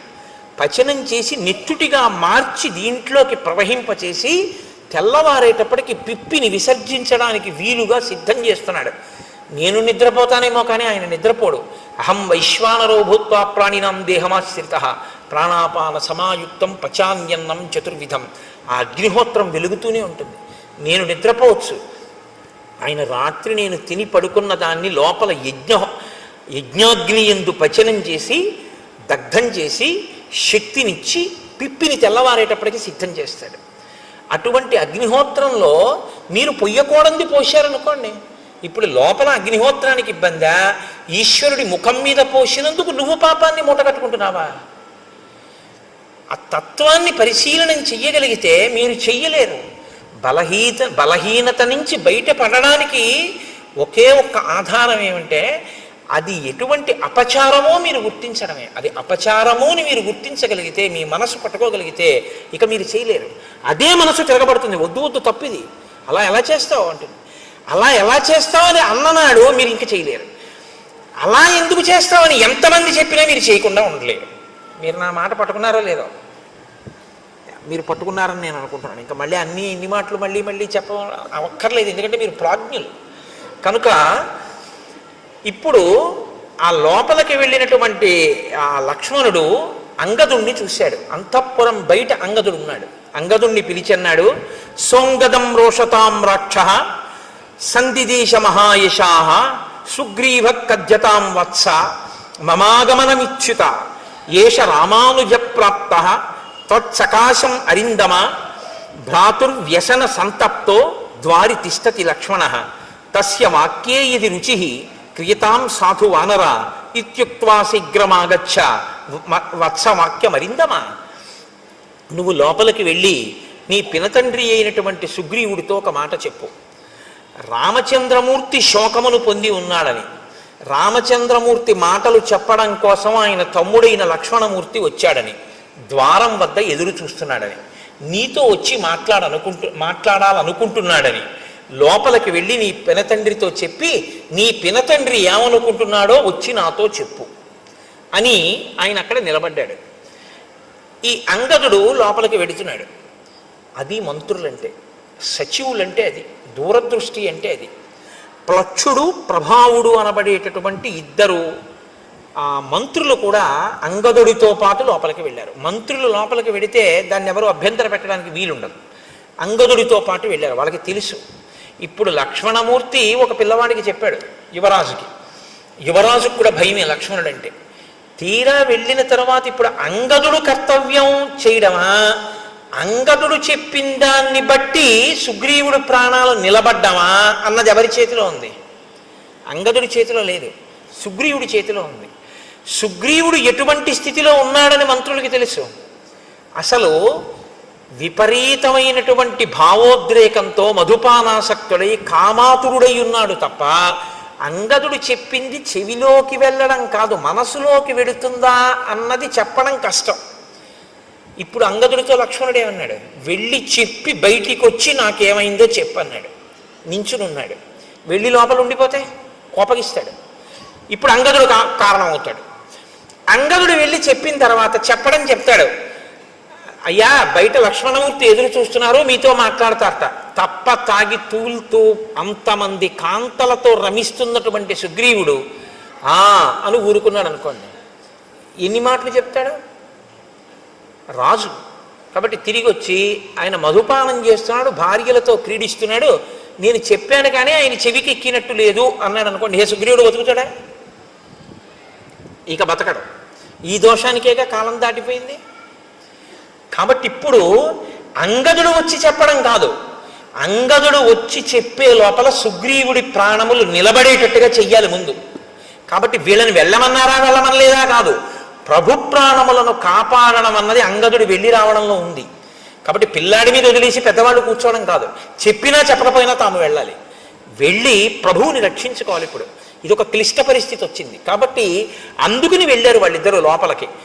అంటే మంత్రులు అన్న వాళ్ళ యొక్క నడవడి ఎలా ఉండేదో, ఎంత గొప్పగా ప్రవర్తించేవారో, ఎంత దూరదృష్టితో వాళ్ళు ఉండేవారో ఒక సంఘటనని చూస్తే శ్రీరామాయణాన్ని పరిశీలనం చేస్తున్నప్పుడు ఆశ్చర్యంగా ఉండదు. పెద్దరికము అన్న మాట యొక్క బాధ్యత, కర్తవ్యం ఏమిటో. పెద్దరికం ఉన్నవాడు విషయాన్ని మనసులో పెట్టుకుని అది పగలకుండా ఎలా రక్షించాలో, ఎంత జాగ్రత్తగా తాను ప్రవర్తించవలసి ఉంటుందో. రామాయణం చదివితే మీకు అటువంటి ఆలోచన ధోరణి అలవాటు అవుతుంది. పెద్దరికం అన్న మాట పెద్దరికంగా నిలబెట్టుకోవడం అలవాటు అవుతుంది. కీర్తి కోసం పెద్దరికం కాదు. ఏరా ఇంతసేపు అయింది, నువ్వు నమస్కారం పెడతావో లేదో అని చూస్తున్నాను, నేనెందుకు కనపడతాను రా అండం కాదు పెద్దరికం అంటే. వస్తున్న ఇబ్బందుల్ని కడుపులో పెట్టుకుని అవి పగలకుండా రక్షించగలిగినటువంటి నైపుణ్యంతో ప్రవర్తించగలగడం పెద్దరికం. అది నీకుండాలి. అంతేగాని పెళ్లిలో మనం చూస్తుంటాం, కొంతమంది కాలు మీద కాలేసి కూర్చుంటారు. ఏ మనవడి వరసవాడో ముని మనవడి వరసవాడో అలా వెళ్తుంటాడు. వీళ్ళు పలకరించరు. అంటే వీళ్ళు పలకరిస్తే వీళ్ళ మర్యాద పోయినట్టు. పాపం ఆ పిల్లాడేదో అటు ఇటు తిరిగి అందరినీ పలకరించి ఒక గంట పైకి మీ తాతగారు అదిగోరా అంటారు. వచ్చి తాతయ్య నేను ఇదిగో ఇప్పుడే వచ్చాను తాతయ్య బాగున్నావా అంటాడు. చూస్తున్నాను రా 11ంటికి వచ్చావు 1 గంట అయింది తాత ఇప్పుడు కనపడ్డాడు నీకంటాడు. నువ్వు చూసావుగా నువ్వెందుకు వెళ్ళి పలకరించావు? కాల్సనా నీ పెద్దరికం? మనవణ్ణి చూసి నువ్వు వెళ్ళి పలకరించలేవు? ఏమిటి నీ పెద్దరికం? నీకు నమస్కారం చేయాలని నువ్వు అనుకుంటే రోడ్డు పక్క పెరిగిన చింత చెట్టుకి నమస్కారం చేయాలి, నీకన్నా ముందు పుట్టింది అది. వయస్సు వల్ల కాదు పరిణితి, జ్ఞానము వలన పరిణితి, నీ ప్రవర్తన వలన పరిణితి. అన్ని వేళలా వయస్సుతో పెద్దరికాన్ని గౌరవించడం కూడా చాలా కష్టంగా ఉంటుంది. ఆ పరిణితిని సంతరించుకోకపోతే ఆ పెద్దరికాన్ని భరించడం కష్టం. కాబట్టి పెద్దరికం వయస్సుతో పాటు అనుభవాన్ని పెంచుకోవాలంటే ఒక్కటే రామాయణం చదువుకోవడమే. రామాయణం బాగా చదువుకుంటే ఇలా ఉండాలన్నమాట అని బాగా అర్థమవుతుంది. ఎక్కడ ఏ పరిస్థితి ఉందో అక్కడ తాను చొరవ తీసుకుని వెళ్ళి నాన్న ఇలా కాదు ఇలా చెయ్యి అని చక్కగా చెప్పి కార్యం బాగా జరిగేటట్టు చేసి నా పెద్దరికం నిలబడింది చక్కగా చేయించేశాను కదా అని పొగట్ట కోసం ఆశించకుండా నువ్వు వెళ్ళిపోతావు అంతే సంతోషంగా. అది పెద్దరికం అన్న మాటకు అర్థం తప్ప నాకేమిస్తారు దీనివల్ల, నాకేమొస్తుంది ప్రయోజనం దీనివల్ల, ఇక్కడ నా పెద్దరికం గుర్తించారా లేదా. కొంతమంది చూడండి చాలా ఆశ్చర్యంగా ఉంటుంది. బ్రహ్మస్థానంలో ఒక ఆయన కూర్చుంటారు, ఆయనకి తెలియదండి వైదిక మార్గం, ఆయన చేయిస్తాడు. కాదు ఆవిడ ప్రత్యేకం ఓ చిన్న చాపం ఒకేసుక అక్కడ కూర్చుంటుంది. కూర్చుని మా ఇంట్లో అది అలవాట్లేదు అది వద్దంటుంది. అదేమిటమ్మా వేదప్రోక్తం అమ్మా ఇది చెయ్యాలి, మాకు అలవాట్లేదు వీలు లేదంటుంది. ఏం తెలుసు, ఏం తెలియదు, ఏం తెలియకపోయినా ఎందుకు అలా అంటాం అంటే పెద్దరికం. అలా చేయిస్తే తన పెద్దరికం నిలబడిందని ఓ సంతోషం. ఇప్పుడు అది ఇచ్చేపి కొంచెం అలా కుదరదులేమ్మా నువ్వు ఊరుకో అమ్మా చేయని అన్నారు అనుకోండి, ఇంకా నేను ఎందుకని పెట్టేసే తీసుకుంటుంది ఆవిడ. అదేమిటి పెళ్ళింట్లో నేను అలా చెయ్యొచ్చా, ఇదేమి పెద్దరికం అని ఉండదు. మీరు జాగ్రత్తగా గమనించండి, నేను ఎవరి మీద ఆక్రోశంతో మాట్లాడటం లేదు. పెద్దరికం అన్నది దేనికి పనికి రావాలంటే తనకన్నా వెనక పుట్టిన వాళ్ళ సంతోషానికి పనికి రావాలి. తనకన్నా వెనక పుట్టిన వాళ్ళందరినీ ఏడిపించడానికి పనికి వచ్చిన పెద్దరికం కాల్చనా దేనికండి అది? అలా ఉండకూడదు, తప్పది. నేను రామాయణం చెప్తూ అలాగే చెప్పగలను, ఇంకోలా చెప్పడం నా చేత కాదు. ఒకవేళ నేను చెప్పింది అంత బాగుండకపోతే నేను నన్ను క్షమించాను. కాబట్టి ఇప్పుడు అంగదుడు లోపలికి వెళ్ళాడు, ఆయనతో పాటు మంత్రులు కూడా వెళ్ళారు. ఇప్పుడు వెళ్ళినటువంటి అంగదుడు సుగ్రీవుని యొక్క కాళ్ళకి నమస్కారం చేశాడు, తారకాళ్ళకి నమస్కారం చేశాడు, రుమకాళ్ళకి నమస్కారం చేశాడు. అంటే ఇద్దరు భార్యలతోటి శయనాగారంలో బాగా మధువు సేవించి తానుండడం కాదు, ఆయన భార్యలు కూడా సేవించి ఉన్నారు, ఆ స్థితిలో ఉన్నారు. అటువంటి చోట ఒక కొడుకు వెళ్ళి నమస్కారం పెట్టి మాట్లాడడానికే చాలా ఇబ్బందిగా ఉంటుంది. మీరు ఆలోచించండి. నేను ఒక్క మాట చెప్తా, అంతకన్నా దాటి చెప్పడం నా సంస్కారానికి కూడా ఇష్టం ఉండదు. వాళ్ళు తల్లులు, ఆయన తండ్రి, వాళ్ళు అలా ఉండగా ఓ కొడుకు వెళ్ళి నమస్కారం చేయడం అన్నది ఆయనకి ఎంత బాధగా ఉంటుంది మీరు ఆలోచించండి. ఇంకొకప్పుడు ఇలా ఉండకుండా ఉంటాడు, వెళ్ళి చెప్తాను మా నాన్నగారికి అనడానికి అలా ఉండకుండా తండ్రి ఉంటాడన్న నమ్మకం లేని స్థితిలోకి వెళ్ళిపోయి ఉన్నాడు ఆయన. కాబట్టి ఇప్పుడు లక్ష్మణుడికి చెప్పుకోలేడు అంగదుడు. ఇది చిన్నపిల్లల్ని ఇబ్బంది పెట్టే పెద్దరికంగా మారడం అంటే. కాబట్టి ఇప్పుడు పాపం అలాగే వెళ్ళి నమస్కారం చేశాడు.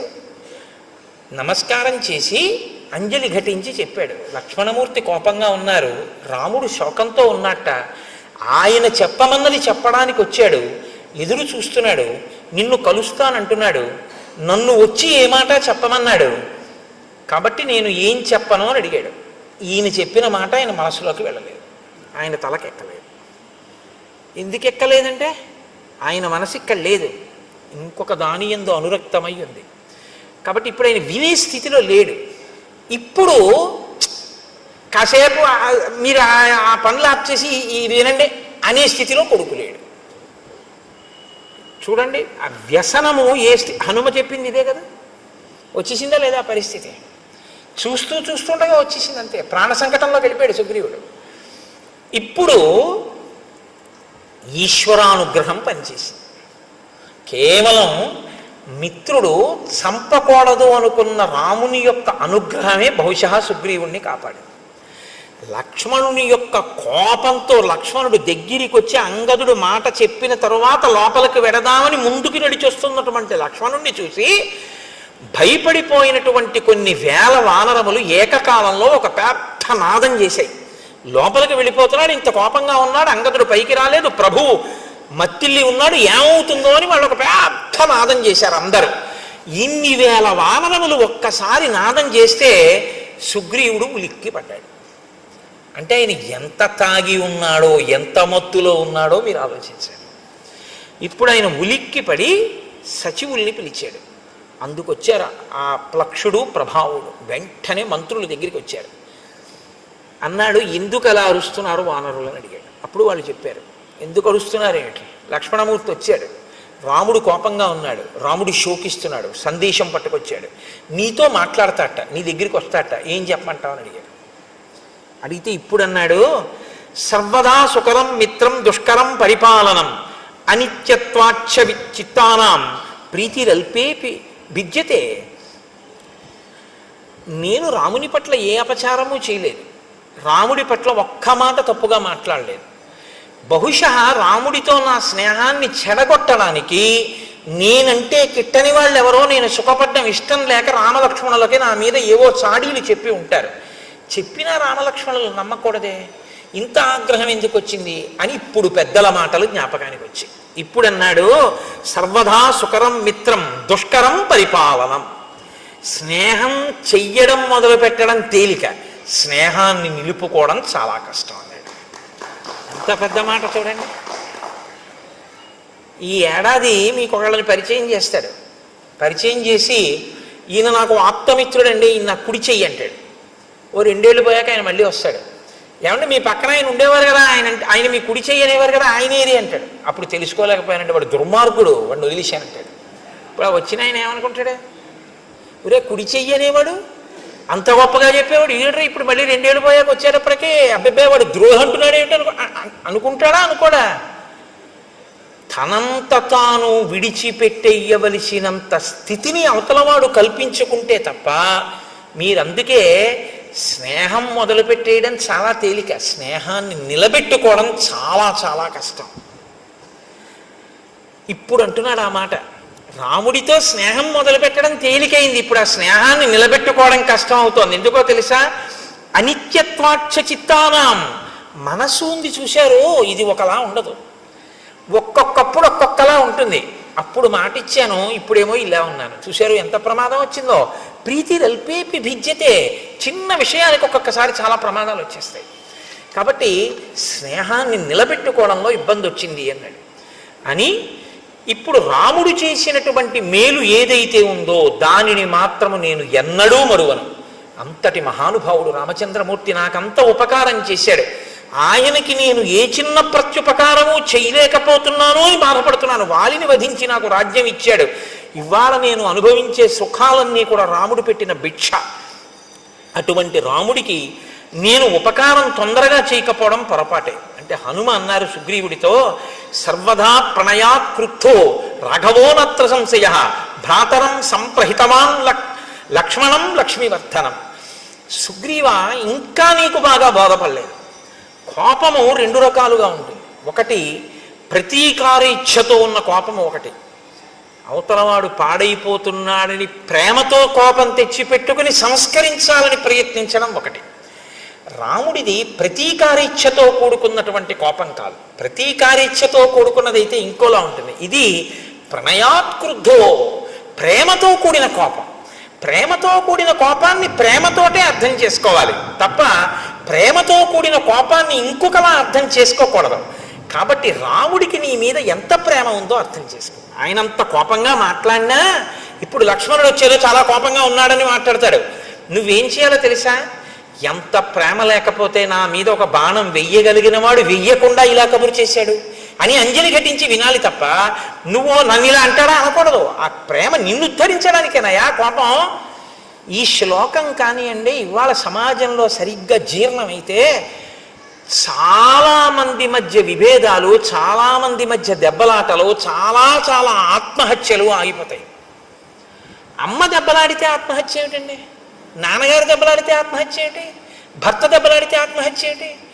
భార్య పుట్టింటికి వెళ్ళి రావడం ఆలస్యం అయితే భర్త ఆత్మహత్య చేసుకోవడం ఏమిటి? అంటే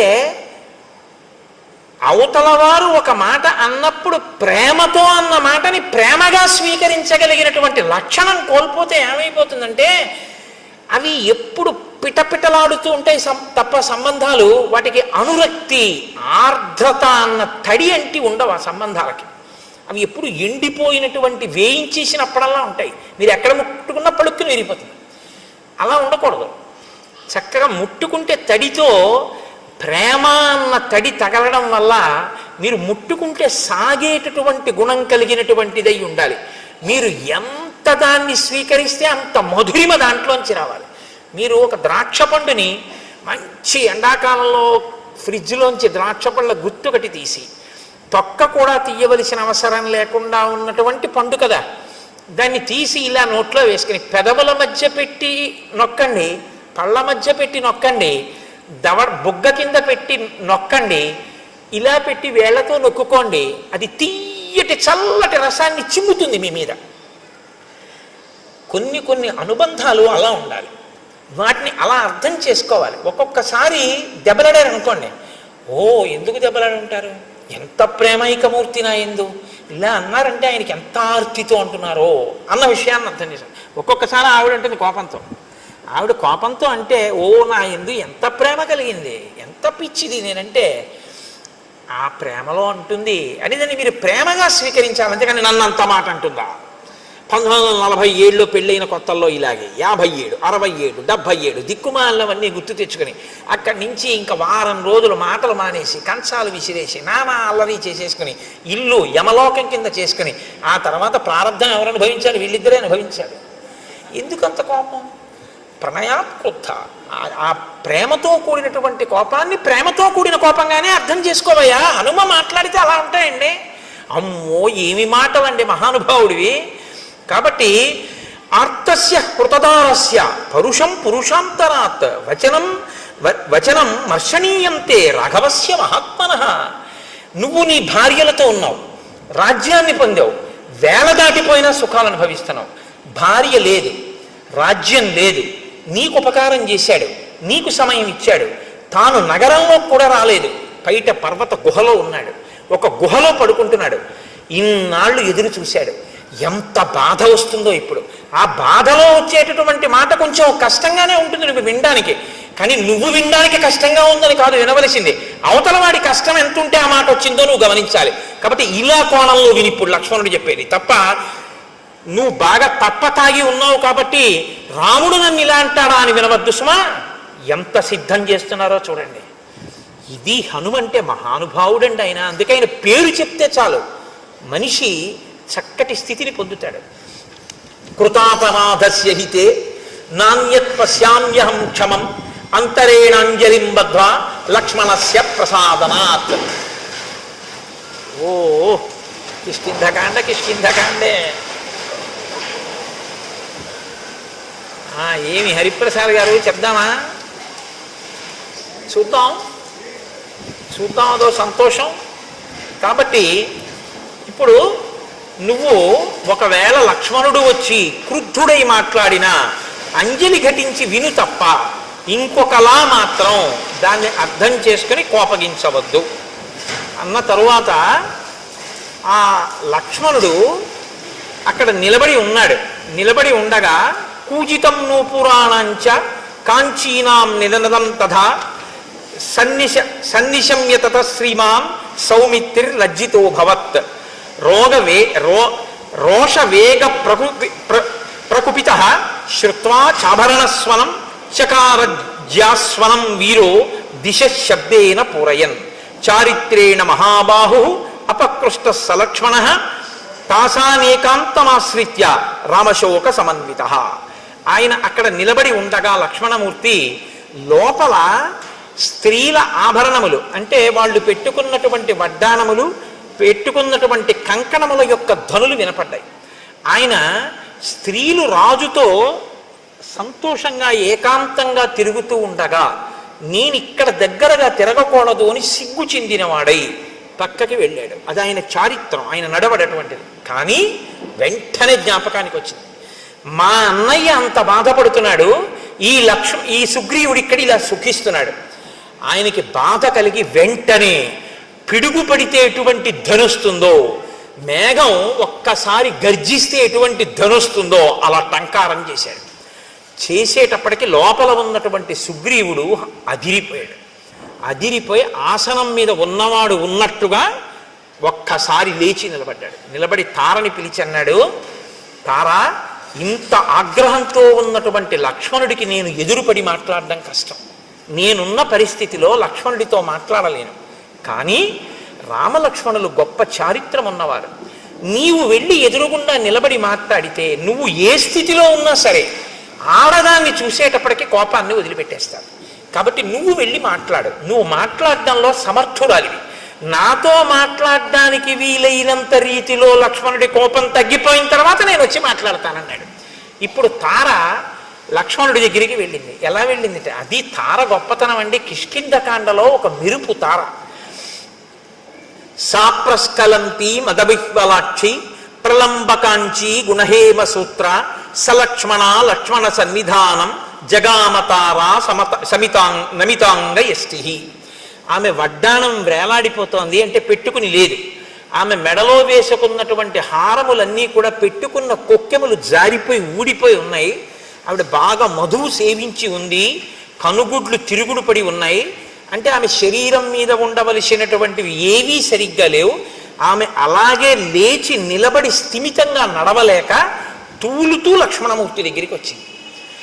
అలా వచ్చినటువంటి తన మిత్రుని యొక్క భార్యని చూసేసేటప్పటికీ అంత లక్ష్మణమూర్తి కూడా నా మిత్రుడి భార్య, నేను ఇలా కళ్ళెత్తి అటువంటి ఆవిడ్ని చూడకూడదని కోపాన్ని తగ్గించుకుని కన్నులు తలొక్కసారి ఉంచి పరమప్రసన్నుడై తన మిత్రుడి భార్య ఎదురుగుండా వచ్చింది కాబట్టి ప్రశాంతుడై పక్కకి నిలబడ్డాట. ఇప్పుడు తారంది, కిం కోపమూలం మనుజేంద్రపుత్ర కస్తేన సంతిష్టతి వాంగ్మిదేశే కశుష్క వృక్షం వనమాపతంతం దావాగ్నిమాసీదతి నిర్విశంక. లక్ష్మణ, ఏమి అలా అక్కడ నిలబడిపోయావు? ఎండిపోయినటువంటి చెట్లతో కూడినటువంటి వనంలో దావాగ్ని ప్రవేశిస్తే అటువంటి దావాగ్నితో కూడుకున్నటువంటి పెద్ద అగ్నిహోత్రం ఎండిపోయిన చెట్లని కాల్చుకుంటూ వస్తుంటే ధైర్యంగా దానికి ఎదురు వెళ్ళిన వాడు ఎవరు? ఎవరు నీకు అపకారం చేశారు? కిమయం కామవృత్తస్తే లుప్త ధర్మార్థ సంగ్రహ భర్త భర్తృహితే యుక్తే నచైనం అవబుధ్యసే. లక్ష్మణమూర్తి అన్నారు, నీ భర్త ధర్మార్థ కామముల యొక్క సమన్వయాన్ని మర్చిపోయి కామోపభోగమునందు అనురక్తి కలిగి చెయ్యవలసిన కర్తవ్యాన్ని విడిచిపెట్టేసి ప్రమాదాన్ని కొని తెచ్చుకుంటున్నటువంటి విషయం నీకు తెలియదా తారా? నచింతయతి రాజ్యార్థం నాస్మాన్ శోకపరాయణాన్ సామాత్య పరిషత్ తారే కామమేవోపసేవతే. ఆయన రాజ్యాన్ని పట్టించుకోవట్లేదు, మంత్రుల్ని పట్టించుకోవట్లేదు, మంత్రులకి దర్శనమివ్వట్లేదు, కేవలం కామాన్ని సేవిస్తున్నాడు. అలా ఉండడం తప్పు కాదా? సమాసాంశ్చతుర కృత్వా ప్రమాణం ప్లవగేశ్వర వ్యతీంతాంస్తాన్ మదవ్యగ్రో విహరన్నావబుధ్యతే. ఆయన ప్రత్యుపకారం చేస్తాను అని రామచంద్రమూర్తికి మాట ఇచ్చి రాముడి వలన ఉపకారం పొంది సమాసాం చతుర 4 నెలలు అయిపోయినా కుత్వా ప్రమాణం ప్లవగేశ్వర చేసినటువంటి మాట మరిచిపోయి వ్యతీతాంస్తాన్ మదవ్యగ్రో మదం చేత తాను చెప్పినటువంటి మాట తప్పిపోయి ఇలా తిరుగుతుండడం తప్పు కాదా? అంటే తారంది, నకోపకాల క్షితిపాలపుత్ర నచాతి కోప స్వజనీ విధేయ తదర్థకామస్య జనస్య తస్య ప్రమాదమప్యర్కసి వీరసోఢుం. నాయన లక్ష్మణ, నువ్వు కోపించవలసినటువంటి సమయం ఇది కాదు. 2, నీ వారి యందు నువ్వు కోపం పెట్టుకోవచ్చా? నీ స్వజనుడయా సుగ్రీవుడు, తప్పు చేస్తే నువ్వు దిద్దాలి, అంతేకాని నువ్వు ఆయన మీద కోపం పెట్టుకోవడం ఏమిటి?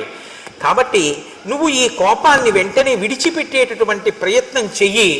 పైగా సుగ్రీవుడు కామాన్ని అనుభవిస్తూనే నీ కార్యాన్ని సాధించడానికి కావలసినటువంటి ప్రయత్నం చేస్తున్నాడు. సైన్యాన్ని పిలిపించడానికి నీలుడికి ఆదేశం ఇచ్చి ఉన్నాడు. ఈ మాట చెప్పారు కాబట్టి లక్ష్మణమూర్తి ఆగారు. హనుమ ఆనాడు వచ్చి ఎంత రక్షించారో చూడండి.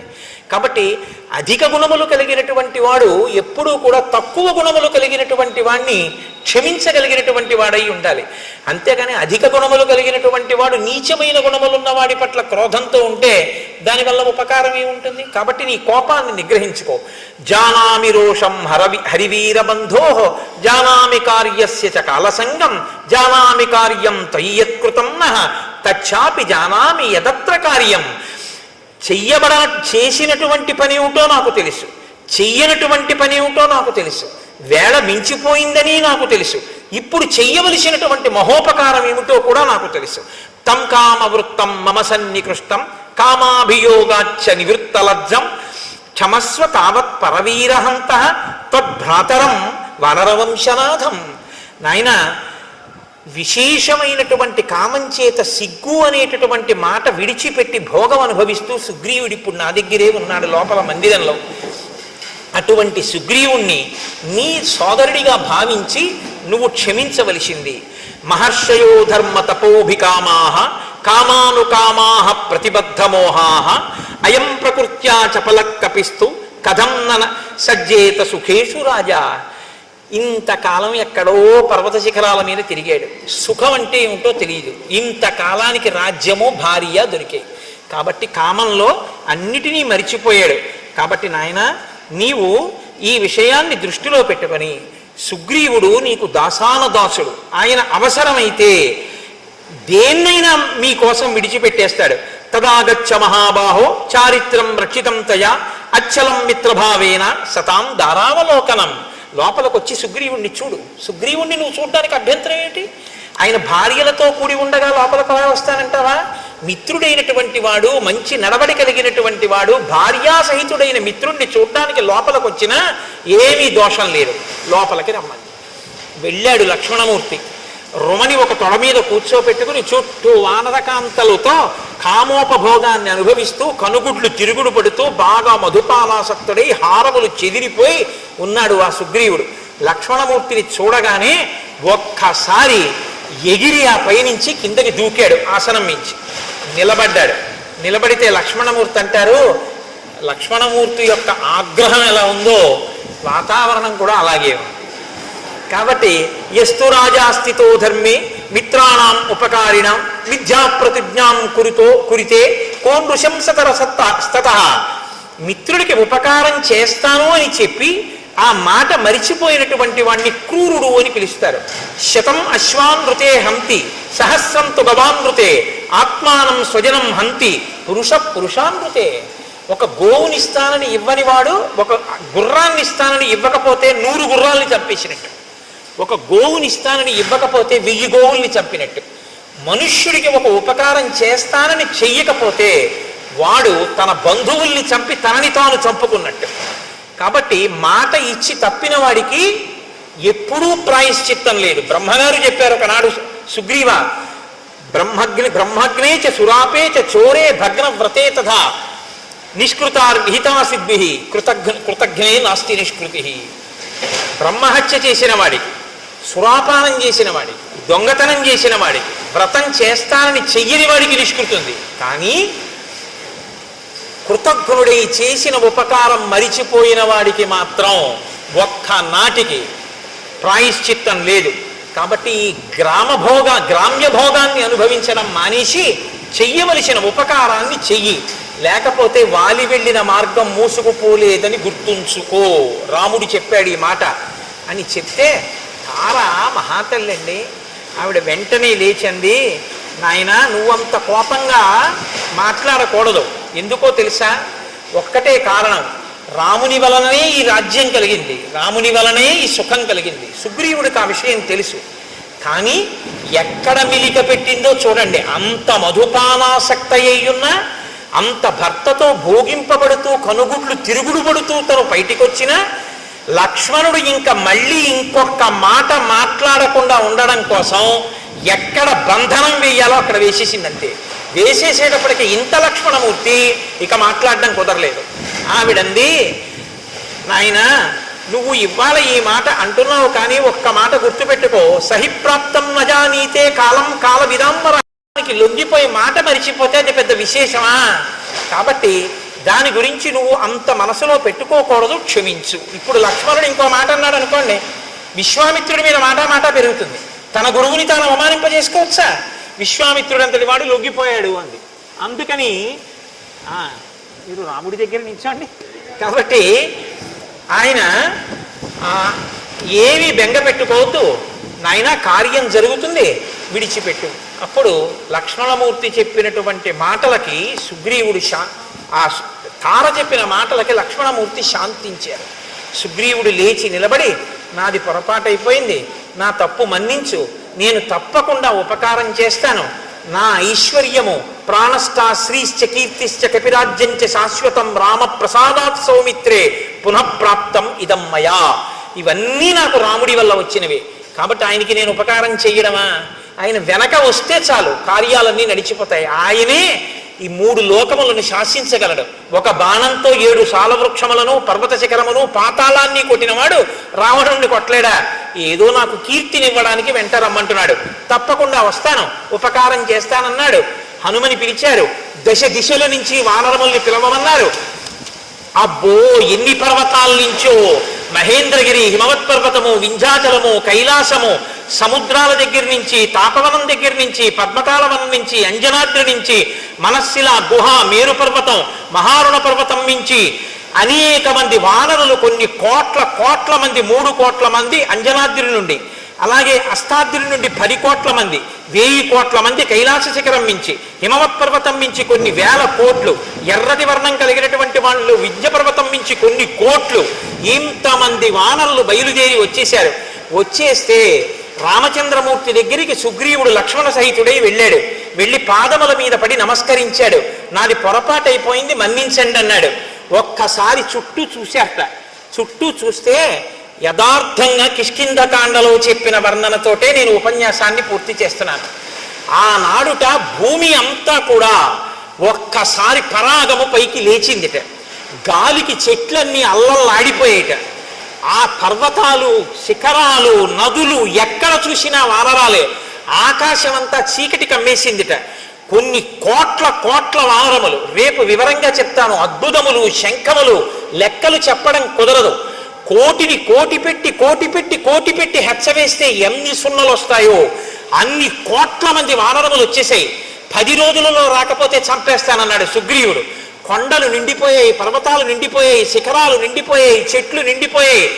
వాళ్ళు వస్తున్నటువంటి వేగానికి చెట్లు కదిలిపోయాయి. భూమి మీద ఉన్నటువంటి పరాగమంతా లేచిపోయింది. ఎక్కడ చూసినా భల్లూకములు, లాంగూలములు, వానరములతో కిష్కింద చుట్టుపక్కల అంతా నిండిపోయి వానరములనేటటువంటి వర్షం వచ్చిందా అన్నట్టుగా ఉండిపోయింది. అంతా చీకటి కమ్ముకుపోయింది. అటువంటి చోట పరమ సంతోషంతో రామచంద్రమూర్తి మనసు చల్లబడింది. అందరూ సంతోషించారు. సుగ్రీవుడు లేచి రామచంద్రమూర్తికి నమస్కరించారు. రామచంద్రమూర్తి ఎంతో ప్రసన్నులయ్యారు. ఒక్కసారి ఆ వానరులందరి వంక చూశారు. ఓ, వర్షం వచ్చే ముందు మేఘాలతో ఆకాశం ఎలా నిండుతుందో అలా నిండిపోయింది ఆకాశమని సాక్షాత్తు వాల్మీకి మహర్షి వర్ణించారు. అందరి మనసులు చల్లబడ్డాయని వర్ణించారు. యథార్థంగా అదే స్థితిలో ఇవాల్టి ఉపన్యాసాన్ని నేను పూర్తి చేస్తున్నాను. రేపటి రోజున దీని యొక్క వివరణ రేపు సాయంకాలపు ఉపన్యాసంలో చేస్తాను. మనకేం భయం లేదు. తక్కువేమి మనకు రాముండొక్కడుండు వరకు. ఆయన అనుగ్రహం కిష్కింధకాండలో ఇంకా సీతాన్వేషణానికి హనుమ బయలుదేరిపోతున్నారు. ఇంకన్నీ చల్లని వార్తలే, చల్లబడిపోవాలి కిష్కింధకాండ చివరికి వచ్చేటప్పటికి. మీకు యథార్థం చెప్తున్నాను, ఎందుకంటే ఇక మంగళవార్తలు ప్రారంభం అయ్యాయి. అంతే, లోకం కూడా చల్లబడింది. ఇన్ని వానరములు వచ్చేటప్పటికి మరి వాయువేగం ఎలా ఉంటుందండి? ఒక్కొక్కడు ఎంతంత వేగం. అందుకే చూడండి ఎలా ఉందో వాతావరణం కూడా. శ్రీరామాయణం ప్రత్యక్షంగా ఆవిష్కరింపబడింది. మనం రామనామం చెప్పి మంగళం చెప్దాం. కోరి కొలిచిన వారికెల్లను కొంగు బంగారు రామనామము, రామనామము రామనామము రమ్యమైనది రామనామము, అండపిండ బ్రహ్మాండములకు ఆధారమైనది రామనామము, రామనామము రామనామము రమ్యమైనది రామనామము, వాదభేదాతీతమగు వైరాగ్యమే శ్రీరామనామము, రామనామము రామనామము రమ్యమైనది రామనామము, సకల జీవులలోన వెలిగే సాక్షిభూతము రామనామము. రామనామము రామనామము రమ్యమైనది రామనామము. నీలమేఘశ్యామలము నిర్మలము శ్రీరామనామము. రామనామము రామనామము రమ్యమైనది రామనామము. శాంతి సత్య అహింస సమ్మేళనము శ్రీరామనామము. రామనామము రామనామము రమ్యమైనది రామము. రామనామము రమ్యమైనది రామనామము. పండు వెన్నెల కాంతి కలిగిన బ్రహ్మనాదము రామనామము. రామనామము రామనామము రమ్యమైనది రామనామము. దట్టమైన గాఢాంధకారము రూపుమాపును రామనామము. రామనామము రామనామము రమ్యమైనది రామనామము. మంగళాశాసనపరై మదాచార్య పురోగమై సర్వైశ్చ పూర్వైరాచార్యై సత్కృతాయాస్తు మంగళం. మంగళం కోసలేంద్రాయ మహనీయ గుణాత్మనే చక్రవర్తి తనూజాయ సర్వభౌమాయ మంగళం. ఉమాకాంతాయ కాంతాయ కామితార్థప్రదాయినే శ్రీగిరీశాయ దేవాయ మలినాథాయ మంగళం. కరచరణకృతం వా కర్మవాక్కాయజం వా శ్రవణనైనజం వా మానసం వాపరాధం విహితమవిహితం వా సర్వమేత్తక్షమస్వ శివ శివ కరుణాబ్ధే శ్రీమహాదేవ శంభో. సర్వం శ్రీ ఉమామహేశ్వర పరబ్రహ్మార్పణమస్తు.